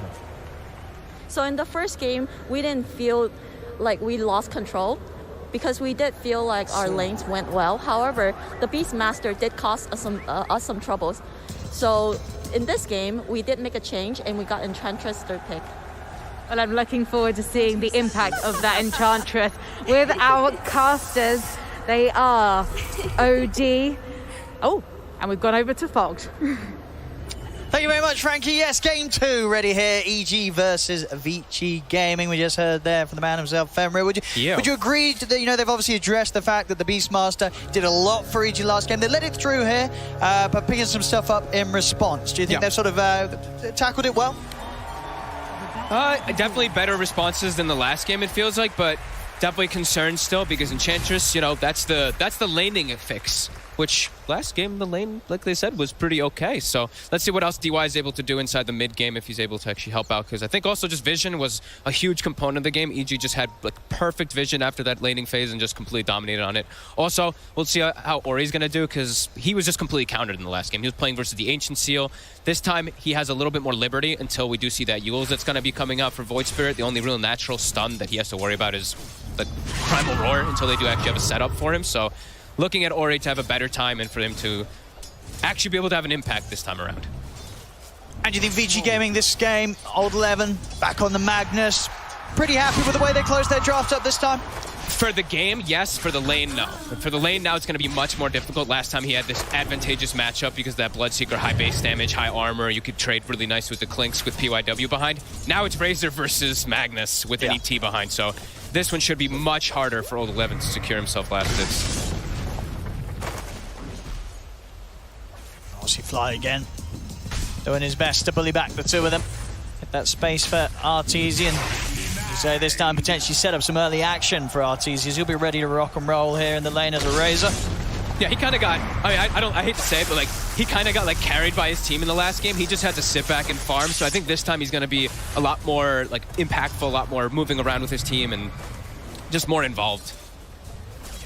Just feels like it's going to be more necessary. Because also I do think like the mid matchup, it's going to be a lot harder for Abed versus that Queen of Pain. Yeah. And when you see EG's lineup, do you expect them, you know, is the aim to play as fast as they did in game one? Yeah, they've got the Beastmaster. Yeah. If they can just start getting the ball rolling, absolutely.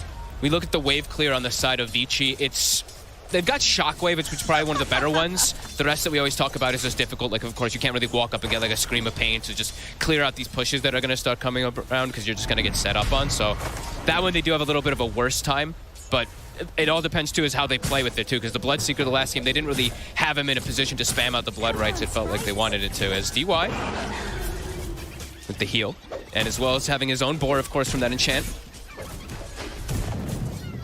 Yeah, we'll see how much it sort of affects Ice in the laning stage. Arrow will connect on Poyoyo. He could be in trouble. I was going to say, he's going to get brought down pretty low here. It's fine, they've still got a south between the two of them. And nice little high fives in the mid lane. We're seeing a lot more denies. Ori 10-7, 8-6 on Abed. Abed actually getting a lot more denies than I thought he would. The animation of that melee, of course, Void Spirit having one of the best animations in the game too, is helping him. Not even getting Dissimulate, which is cool. I thought maybe he was going to try to play around the Shadow Strike, but he's just absorbing them with the Resonant Pulse. Yeah, I feel like that's something oh, there we have. This time around, they will get the kill. Bottom lane, Ice. Taken out of this. Already a good start here for Avicii in the way that they've changed up the way they want to lane against Ice. It is owning him. Yeah. He's only got 6 last hits. DY is doing an excellent job down here with Poyoyo. Both heroes are kind of just way stronger than the setup that they did have before versus the Beastmaster. So that is going to be impactful to slow down the timing of that Dominator that we saw picked up so early on last game. Now we'll have to see how well Ice is able to recover from a bit of a rough lane. He's level 2. Poyoyo is level 3.5, so is DY. This lane doesn't get much easier either for the Beastmaster because his board is just going to start being susceptible of just getting burst down by the Monkey King a lot of the times, as well as just being taken over from DY. Yeah, I mean, in the past, right, we saw Beastmasters against the Enchantress just not level the board. That's just something you can't do in this meta with the way the hero is. Really. Especially, like, you just have to go the Dominator build now completely, so. You can't change it up. Crit, he's going to start moving around. Since that bottom lane, he can't actually apply pressure to Poyoyo. He's just going to start checking runes, helping out Abed so that he gets that advantage over Ori. Again, though, Ice, they kill his boar and immediately start committing on him. He's on his own. It's going to be all right this time round. Boundless had already been used. Yeah, he's been using it to kill boars. That's why you see Poyoyo being so farmed. 27 and 9. And his net worth is that much higher. It's only 5 last hits plus a kill, but he's an extra like 600 gold over the Razor because it's been like, I think 3 or 4 boars that he's actually been able to secure with the Boundless.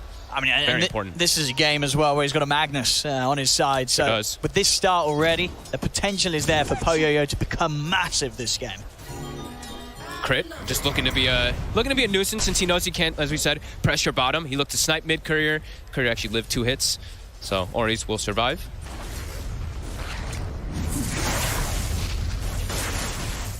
It's trying to push back old 11, but always hard to go when they know he's got the skewer. We'll actually get the skewer back onto Fly. Trap back with the shockwave, not enough damage, and as soon as they have used that, old 11 has to be cautious of Artesia being able to punish the fact skewer's on cooldown. This top lane, I mean, 23 for 4 against the 25 for 5. This sort of matchup going much better than you expected for the Magnus. Yeah, I didn't think he was going to have that many last hits, but just great positioning of the lane and seeing PYW getting it to be pulled back for a good spot for him as Ice. Boundless is down. He can always go for the TP out, but look at the 8 last hits on Beastmaster. I mean, he's getting completely pushed out of lane here. I mean, we sort of see it as well with the movements from Crit, maybe sort of just bailing out in that bottom lane. I mean, is there any sort of recovery to be had down here now in this matchup? It seems like it's so far behind. What do you even do down on this half of the map right now in this laning stage? You wait for a rotation, really. It's like when Abed has level 6 and he can make a move, or Artesia makes the move down bottom. Jump forward, Abed. Get the quick grab onto Ori, but Ori's going to be fine. Has got the 6, of course. Sonic Wave with the ready, but still at full HP here. Abed and Fly. DY will be able to top Ori back up, keep him in the lane. That does mean they know that DY is in the mid lane, so they do know Poyoyo's bottom. They're going to start being able to play a little more confident. Ice now showing his face again. And they are rotating a third hero around. So Fly is going to make that move around. They did the same thing around that 6:30, 7 minutes last game too, just to try to apply pressure. But they're going to find DY in the river. I should have him in. Another step in. And they've got that burst. So DY gone. Earn secured. Earn charge for crit. And they still do have a catapult bottom too, so Ice is looking to get some type of advantages. Poyoyo, long range arrow. That's going to be a good duration on the stun here. They're in under the tower. Poyoyo's hit the 6 though. Wukong's command is down and look to beat back into Ice. Stop from Fly, stops the chase from Poyoyo, but further TP's coming in. Ori with the jump forward. He has got that Sonic Wave, he'll drop it. Blows up Ice, but now he's blinked in and Arteezy turns up for the trees. They were not expecting the Razor to be down here this early. As now over towards DY they go. DY getting slammed down. Poyoyo back in action, jumps over the Fly. Now get the trade back here, Avicii Gaming, but EG really piling up the pressure, trying to force some action down in the bottom lane with an early move from Arteezy. Sneaky move too, just hiding himself in the trees. They had an Obs ward in the lane, but either way, they did not expect him to be there. Sonic Wave to secure kill, but Ori dies, and immediately EG responds, going right back bottom. They want to pressure this tower early on. Is giving a lot of space, as we see Old 11 pretty much has the Dominator finished up in the top lane. I'll see what the reaction from Avicii Gaming will be to this pressure that EG's applying. Poyoyo's keeping... Yeah, okay, now he's going to TP top. They're going to leave this lane. They did a good job holding it. Lanes again, looking really good for them. Abed looks like he was playing more of the farm game. Even when that whole fight was kicking off bottom, he literally was just farming. I see him maxing Dissimilate too, which is like that big farm mechanic. Now that he's got a haste rune though, looking to get a bit more active. They know that Poyoyo TP top as well. If they can get that kill onto the Monkey King, it'll be huge for EG. But Old 11 is in the area, and Ori is also already making the move up top, maybe predicting this. Poyoyo's going to need help. Remnant is off the mark, and so is the Stomp. Turns around with the Boundless. They fall for a crit, and they got the damage to take down Poyoyo. Needs one more hit upon him. Fly, he's in to secure the deal. Comes in, gets the kill, now turns over towards Ori. Ori taking some huge damage here for the Elder Titan. We'll let the blink back up into the trees they go. Old 11 skewers across. Fly tries to drop down the Stomp. Old 11 will be able to finish him off before he finishes the Stomp there. So 2 quick kills for Avicii Gaming. They do lose their carry though. Poyoyo going down. Great read though. Just as soon as like the Monkey King shows in lane, they're like, oh, all right, we probably have to help him because all of EG just went missing. So do at least get that trade going for them, and probably can transition it into this tower push. Sonic Wave also back up in 2 seconds, so if a fight does kick off around top, might look to fight, but they're a bit unhealthy on the mana pool. 300 on Ori, Old 11's down to 60. Unlikely that EG responds up there anyway. Ice, he's lost his board. Has got Arteezy by his side here. The link's starting to go on to Poyoyo. It's over the Boundless onto the Tsunamis. A big link. Raw comes out to cancel the Wukong's command. As Arteezy and Ice will be able to finish off Poyoyo. Ooh. He'll get the ult off. He finished it. I mean, milliseconds before he dies, so that's going to be 2 minutes on cooldown. No effect to be had from that Wukong's command.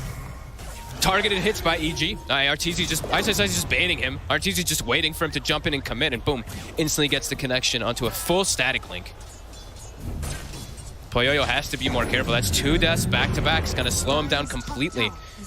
Sure, he's got the Magnus. He's going to have that Empower to make sure that he can farm in the later stages, but he is into a Razor, so does have to be very careful about how far behind he does fall. Good setup mid. Stop. Into the arrow. EG. Ooh, they've got the damage. He'll blink out. Well, that magical coming in from the Astral Step. Still finishing Ori off.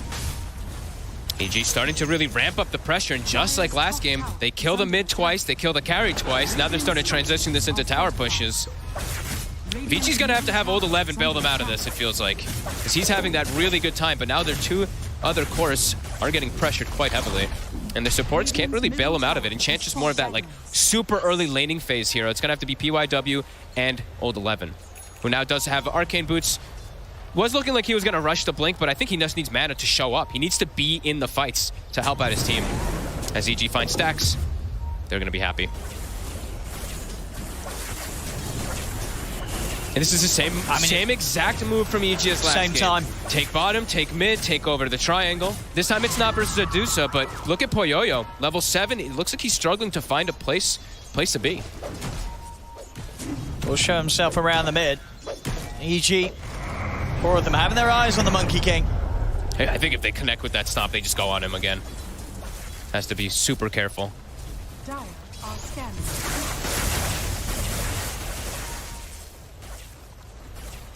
See what the next call from EG is going to be, already getting themselves back into the jungle of Avicii Gaming. They have this vision up top still. The ward is about to expire. Want to get old 11. They see 11. He sees the ward expire.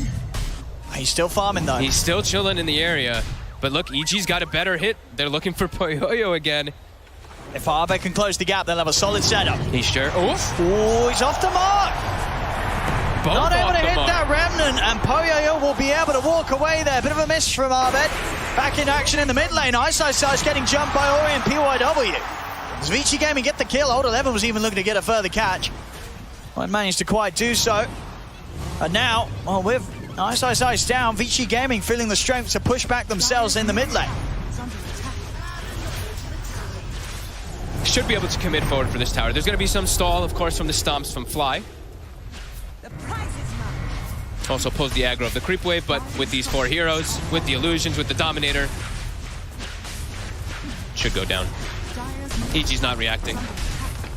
Continuing to farm bottom on Arteezy, continuing to farm top on Abed. And Poyoyo, with his Empower, is able to farm up that Ancient stack after he dodges the gank. Yeah, some well-needed space for Avicii Gaming, with EG having to back over away from the Avicii Gaming triangle.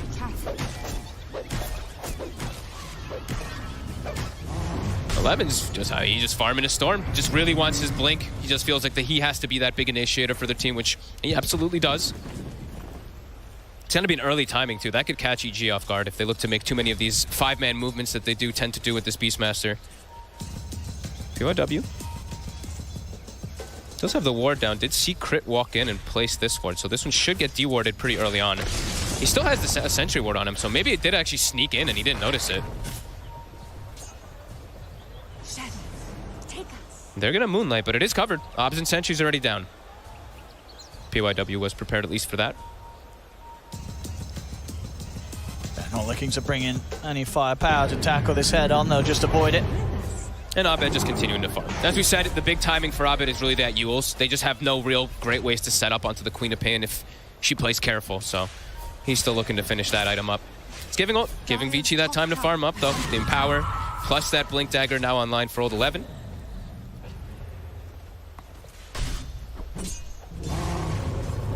Let's see how proactive they will be once that blinks out. See if they make a play immediately with the smoke.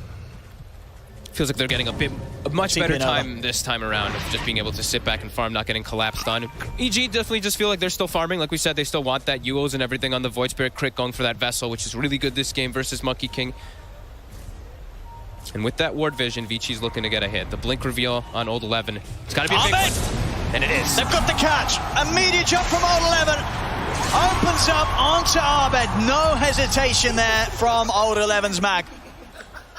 Double ults committed. The 2 big team fight ults, too. I thought they might save Sonic Wave and just use the finger, but I guess Ori probably made the call, like, I want this kill. I need to get my Orchid online so they can set up these kills a lot easier around the map. They're on the hunt for the next one now, Avicii. Yeah, they've got the pace slowed down. That's exactly what they want to do with their lineup with Magnus. And as close as it gets there, as you can see, 51 to 49 right now. And you can certainly feel that EG, they did start to get the pace going, but this time round, in contrast to game one, Avicii Gaming holding very well against exactly what EG wants to do. They're not overreacting, I think, is the biggest thing on Vici. Last time it feels like they were like, oh my god, the map is dwindling, everything's closing, we need to just take a fight, and then they took a fight, they lost it 5-0, and the game felt like it was kind of just over from there. I see everybody just playing their own game. PYW is just hitting more creeps. We see Poyoyo's just farming with the Empower. He's got the Deso finished up. Everyone's just trying to hit an item timing. Kind of chilling out right now. And Deso's done. Yeah, Deso's done for Poyoyo. I believe the Orchid's going to be done onto Ori, and they still have like Blink on Magnus and almost Blink on PYW. So RP up in 40 and almost Blink on PYW. So they can definitely look to fight back versus EG with all these timings. EG trying to get active here. We'll see if Crit looks to line up the arrow. PYW is into the trees, out for the TP, and they're not going to be able to stop it. The creeps just creeps are still just on top of Crit. He arrowed the creep right in front of him. Perhaps could have maybe gotten the leap off into the arrow, but I don't think he saw the creep that was just trailing right on top of him. This is pretty big for Avicii.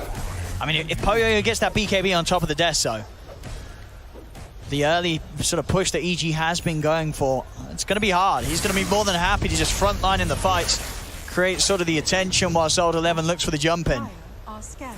They still do have a lot of things that pierce through BKB, though. They have the roar, they've got that link that's always going to be really useful versus him, but definitely a necessity versus the burst damage that Mirana and Void Spirit, when you have an ET, provide. He does need that magic immunity early on. So probably double BKBs, double or triple BKBs for Avicii next. But with their ults up, they can take the fight. Like if EG runs into them, they will battle. Oh, definitely. And EG, with the timing as well, they've got the BKB on the Razor, so they're looking to actually get an advantage here by claiming a tier 2 early on. Let's see if Avicii reacts to this. They're TPing down. They're spotted though. The Hawk is already on top of them. Do EG want to dive this? They're certainly showing like they do.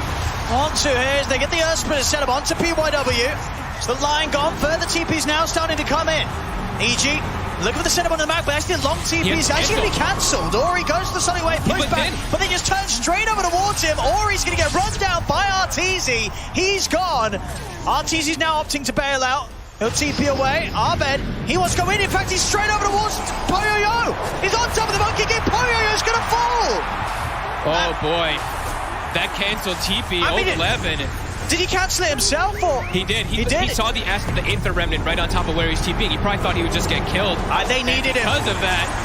A huge fight for EG. They needed Old 11 over that, whether he gets caught by the Remnant or not. Without him, the team fight just falling completely to pieces. Crit picking up a triple kill. And even off the back of Arteezy batting out of the fight, he was kind of done at a point, didn't want to risk his own life. It didn't matter that he left. EG still with the firepower to clean up. 11's got to do something big now with him rotating down, but he's got to just get a kill on Fly, it looks like here. Probably going to use the finger. But a big play from EG and a big mistake probably from Old 11. Do you think in that situation it would have been better if he just went and tanked the Remnant? If they made the call to fight down there, more than likely, because he's a 1700 HP hero. They would have to commit so much onto him to kill him, which would probably open up the opportunity for Ori to have survived. So yeah, a bit of a miscommunication coming out from Avicii and EG. They capitalized and they're looking for more. They're going to get the setup here. See if they've got the damage. You said he is tanky. This Void Spirit, I bet he hurts. As that is Old 11 gone. EG starting to really hit hard as Avicii. They've got to get themselves back together here. The duo hunting is really potent. Crit as well as Abed can always find these kills as mid. Ori. Crit. He has blinked in a little aggressively here to try and find Crit. Well managed to jump back out, but Ori's got to be careful. Making moves like that, EG now with more than enough tools to punish. Just continuing to look to pressure this tier 2.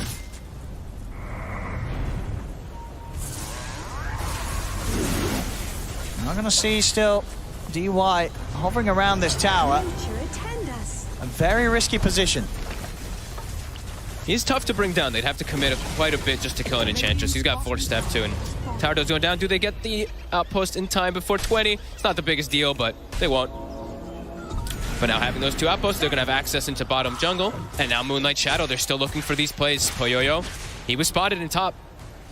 Oh, he's still showing himself. He is. He's in a troublesome position. They've got the lead in. He's going to try and stand his ground and pop the ult. He'll look over towards Crit. Poyoyo, has he got the damage? He hasn't. Crit's out with the leaps. He's away from the ultimate. Arteezy with the static link. Finishes off Poyoyo. They just really have Poyoyo's number. They always seem to be able to catch him out. I think he needs to just play a little bit more careful, like not finishing off that one extra creep as we see a lot of players do. Is like these areas where you are playing around like the dire hard camp up there. I feel like so many times we see players lately, it's like they kill one of the creeps and they're like, wait, something's going on, and they usually bail out. But again, Poyoyo gets caught out. And Crit just super active. Look at Abed as well. Abed. Jumping straight up to the high ground. He's found the setup onto old 11. That's the Magnus gone. Stomp as well, catching Lion. PYW, he's out of the game. DY's got to run. Quick jumps here from EG. And Avicii Gaming, we were seeing when they sort of split up like this, it's terrifying with EG's sort of read of the map, like they had the read of the game one game state. They know when you're alone, and they will not hesitate to jump in and start the action. And they do have such a crazy amount of burst. Like, Crit is level 13. Something we definitely do have to factor in. This high damage that comes from this level Starstorm, Sacred Arrow, also such an early vessel. Like, it is making the difference. That's why you're seeing this almost 2,000 HP damage. Magnus just die. That's insane. Like, he's owning.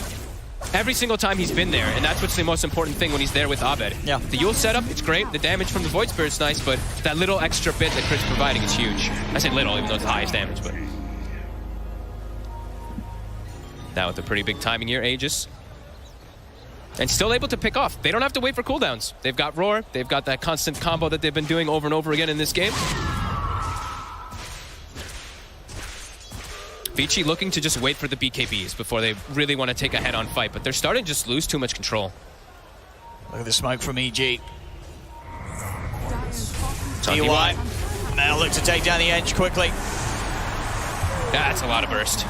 With the natural order now maxed up on fly. And look at this setup, bottom Abed. He's already over there. And Crit's there. You see them make a move in the jungle, and the next thing you know, they're over around this bottom lane. Ori is going to go for the TP out. He'll live today. Nice Orchid play by him. Does get the Orchid off before that follow-up arrow hits him, so no Starstorm from Crit to kill him. But scary. Every time they show themselves on these sides, look how fast EG is. They're killers. Crit's part of 14 of the 15 kills so far. Now I've still got that big combo play there, Avicii Gaming. If Old 11 can find these RPs. They just need to find the combo plays. EG's just look at the way that they're swinging around the map. It's like every single time, it's just too fast right now for Avicii to be prepared for it. Let's see what Avicii can pull together around the mid. They'll smoke up. Can they land the combo? They've got to look for this combo. Yeah, Poyo has BKB as well, so a lot more survivable. See who's able to find the jump. Can be PYW. To see Abed. Abed. Ooh. He's looking to be in a lot of trouble here. Hex with the setup. Abed's been found. Nice move. They didn't have to commit anything big either. Fingers perfectly fine at this point, and they still are going to have RP and Sonic Wave for the upcoming fight if it does go on to them. And they are avoiding their ancient area. They're trying not to walk into this vision that EG's had control of. I mean, can you look for something more here whilst Abed's dead, or still the fact that RTZ has that age just a little too much for you to just charge straight into? I think it's just breathing room. It's like, all right, Ori, you can actually push out the bottom lane a little bit safer. You can finish up your BKB so that you're not just picked off every time from a Yule's combo. So I think that pickoff is just, yeah, finish up a next item. I believe we're seeing this AC getting very close to being completed here by RTZ. That's going to be pretty good versus the Monkey King. Counteracting that death so almost entirely on his ult team. Again, just looking to get these pushes going too with the Beastmaster. Playing around that Helm of the Overlord. And for Avicii at this stage, do you think you just let your tier 2s go? It's just difficult when EG's already set up on it. If you haven't already preemptively set up on it, you have to assume that they have vision everywhere. The Hawk's going to be behind the tower. As EG's been playing in the last game too, there's probably wards all over the place too, so just drop it. Look to make your own play rather than be super reactive, because you know they're going to have vision advantage. They're doing exactly that. Looking for a tier 2 themselves, but the fortification is up. So if EG want to try and push back up to the high ground, they do still have Ice in his army leading in. A bit of damage to the tier 3s now. Go poke it. Golem's doing work. Radiant's middle tower is under attack. And they're literally just sitting onto the triangle, just continuing to farm that area for RTZ.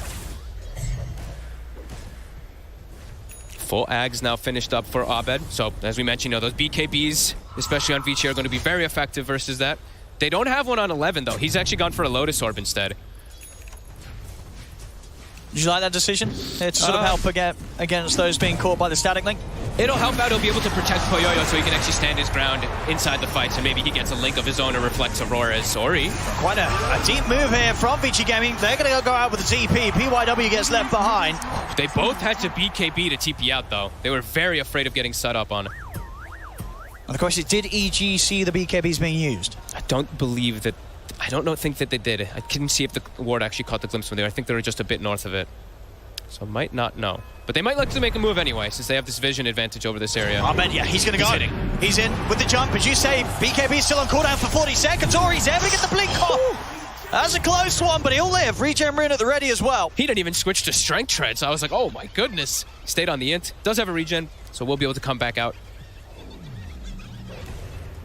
Quick move though, EG, that means yes. That was the answer to your question. Did they see the BKB on cooldown?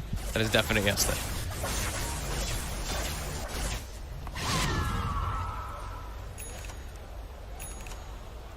Avicii starting to step out. I mean, again, they're not playing too fearful here of EG. Aegis seconds away from timing out for RTZ. They're playing where they know that they have better vision advantage. Just playing around that one ward. They have sentries in the area so they can see if a hawk comes in. EG just continuing to play around their vision so they can get that initial go. EG. There we have it. Another Gotta go for attempt the here. smoke. Last time, they're only able to get Arbed off the back of a smoke. See if they can get something a little bit more this time round. EG knows this. Set up in the trees, Crit and Ice. They're going to make the jump for Crit. Crit's going to make the action. They're in, but now the counterplay from Arbed. Jump straight over to PYW. PYW gone. Crit, he's still alive somehow. He's going to tick out. Get the deny. Oh, he's actually got the vessel. Oh, with the bottle They as want to well. deny him. No, they bottled him up. I mean, the temptation's there, but indeed, Arbed being a bro, if that was any other game, if that was your pubs, Crit would have been dead. But they'll let him live. They keep the man alive. And that was the Sonic Wave burst for that. EG, I think maybe that hawk that they had inside the tree line did catch just a glimpse of vision of when they went for that smoke, because their positioning was just way too perfect. Straight with the moonlight to try and spread back out across the map. Avicii Gaming, despite losing PYW, they're still keeping this pressure on bottom once the tier 2. But they saw him. They saw Poyoyo, and they have this ward. So they have complete vision of Poyoyo right now.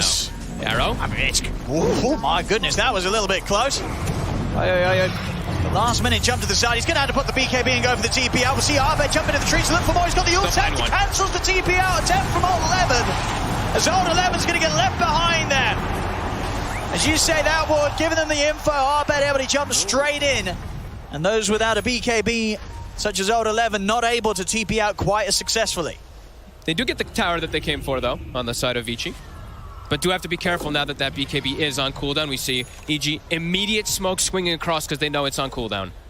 Either the Monkey King or the Queen of Pain will be a free kill if Arbed is able to set up onto him. Or Ice with a roar. Avicii has to go all the way up into their high ground, which is going to open up the map for EG. Push all their lanes in. It will be a bit difficult for Avicii to get out of the map now in these next few moments. And a gem now picked up. So, like we said, vision control, vision advantage. That's what EG's been playing around these last 2 games when they have the Beastmaster. So, makes sense that they pick it up at this early time. Still just 1k in it. I mean, it just goes to show how very close. How much of a swing you will see if Avicii Gaming can find that sort of team fight, that high ground defense. Pushing into the high ground against the Magnus is always going to be rather scary. So, Old 11 will have to be on the minds here of EG. EG has vision of Avicii right now in the bottom lane. They have that kind of cute lane ward that I haven't seen in a while.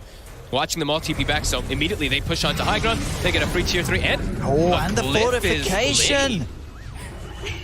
That was... That could definitely be abused here by EG. They still see Poyoyo bottom. Look at the line drawn. Will they make it in time? Surely not quite. Ice has Blink with the Psychic Headband. They're in with the Roy. Got the BKB off in time. Back up here as well from Old 11's Lotus, so EG won't be able to continue. There's the BKB, of course, forced here, out for a minute. Is it down to 6? It is already. How's the Queen of Pain one? Also down to 7 seconds.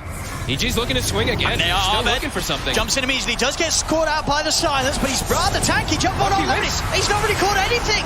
Doesn't get the catch that he needs. Ice now heading over towards Old 11. The army of Ice just beating through this Magnus, forcing Old 11 back. Poyoyo will get the Bucharest command down to finish off Ice's life. But the rest of VG is still alive now, but he's ready to jump straight back in. He's looking at PYW. He needs backup, but he needs it now. RTZ trying to help out, but the damage from Poyo is too much. Another kill here for Avicii Gaming as EG losing control in the team fight this time. On 11. Very greedy going for that play by himself, jumping in. Jumping back into the whole squad without the rest of EG quite able to follow him up. See Avicii, can they chase for more here? Poyo set up onto Fly, jumping forward.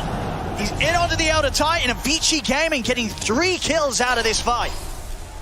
Out of a whiffed RP, they somehow end up getting the 3 kills anyway. Yeah. Maybe a bit of a good luck charm. That was an old 11. Make sure you miss the RP at the start next time. That worked fantastic. Abed just really overplayed his hand. He thought he could burst the Lion in time, but PYW survives, I think, because of his stick charges. And now into Roche, they're going to clean this one up. Just as well as that shard. That's huge for him. Avicii Gaming, a solid strike back here against EG. Now it's their turn to sort of show what they can do once they get this sort of a bump up in power. And they will give that shard over to Ori as well. We'll see this again here at the start of the fight. It looked awkward. Yeah, just not quite able. It was trying to catch Arteezy there in the RP old 11. And it's like Abed was able to back up, reset with a regen rune, and then either way, they still weren't able to take the fight because of that positioning. Vici just having the high ground advantage. Yeah, we'll see it here in a second. Abed, I mean, he feels rather strong, but jumping back in like that, that was a huge risk to take. Yeah. It does not pay off. Oh, interesting. Bottom Ori. He's going to get caught out here. Oh, he spent his gold too. He bought out the Lincoln, so 70 seconds, he's dead. That hurts. Towards the end of that as well, he could have put the BKB, but the blink was down for a second, so maybe BKB wouldn't have saved him anyway. Pretty interesting though that he's gone for the Lincolns as well. I know into Roar, a lot more people have been going this when there's only that like 1 or 2 single target things, but neutral items are a thing, and neutral items are what I call a kind of the counter to Lincoln Sphere. As we see, there's a headband up on the Beastmaster, so as soon as they identify if Ori has Lincolns and no BKB up, they're just gonna headband break it every single time. So has to be very cautious of his positioning still anyway with that Lincolns. But Vici still with this enormous amount of team fight, and after that last fight too, didn't really point out, they did claim the gem. So we always were talking about that vision advantage for EG. Having this gem is going to make Vici's life just a lot easier of knowing that they're not playing under a Hawk, not playing under a Ward in all these situations. And a very buffed up Poyoyo as we see an Alpha Wolf following him for the majority of the game. He's got Ice Armor too, provided from the Enchantress, and that Empower.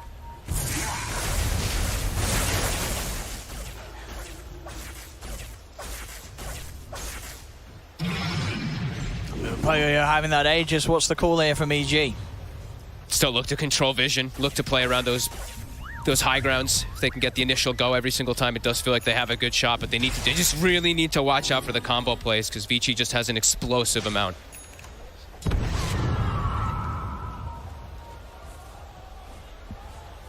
Very close game though, neck and neck. This is what you want to see, Avicii Gaming. They've got everything up. EG. I think they had vision of that one again. I believe that Hawk that Ice has right next to that ancient kind of area did catch a glimpse of it, so they're backing up immediately. See if Vici's able to catch anyone here.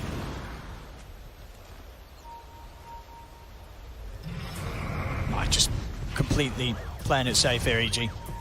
No risk, yeah. 4 heroes in base. Arteezy hiding inside the trees. Outpost will be claimed. Vici still swinging. 2 minutes left on Aegis.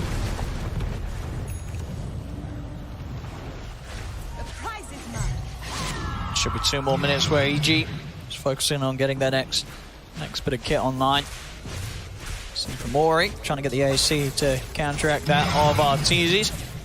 Arteezy very close to having his next item complete. Level 23 as well. Still top of the board here, just ahead of Poyoyo. It's such an even game right now. It's really just, it's gonna come down to those initiations. Who's gonna get the big jumps? Who's gonna delete a hero at the start? Because on top of those big initiations, it's an overwhelming amount of damage that both sides do have.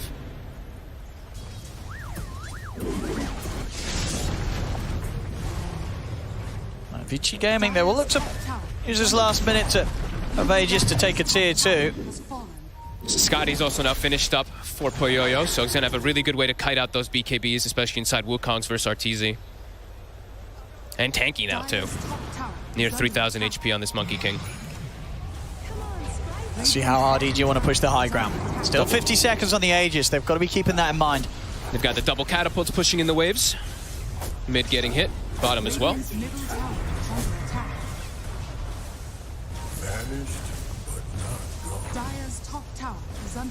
Both teams very much waiting for the other to make the move here now. Yep.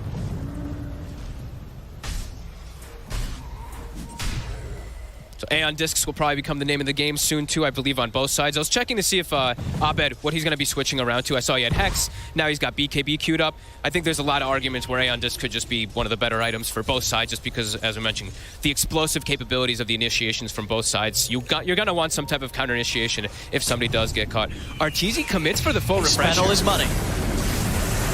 And already, jump in, start the action onto DY, DY's gone. Poyoyo's going to look for the lead in onto Ahmed. Jumps forward with the BKB, the Wukong's command. Ahmed, can he get out of this? He's up in the air with the Yules. Ahmed will be able to jump out of the Wukongs with the Astral Step. It's a double kill for Arteezy. He'll kite out the ult of the Monkey King. DY's come back in with the buyback. Poyoyo trying to hide the trees, but Ahmed, he's found him. Jumps over Poyoyo. He's out of the game for 80. No buyback on Poyoyo.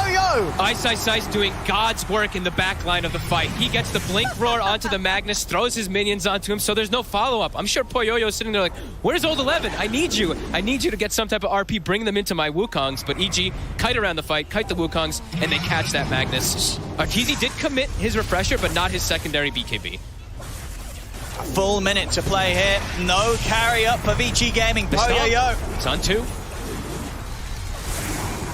Arrow actually off the mark there from Crit. Jump forward. Look at the grab back. Ahmed going to get jumped in. He's going to get caught as well. Look at the Hex. The stun. Arteezy is gone. A beautiful peel off there from Old 11 as he gets in, grabs the cause. We'll see Ahmed continue to try and fight. Oh no, the double kill as he bursts through Ori and PYW. As Old 11 tries his best to hold up the defense hit. And EG will still back up. Still EG getting kills.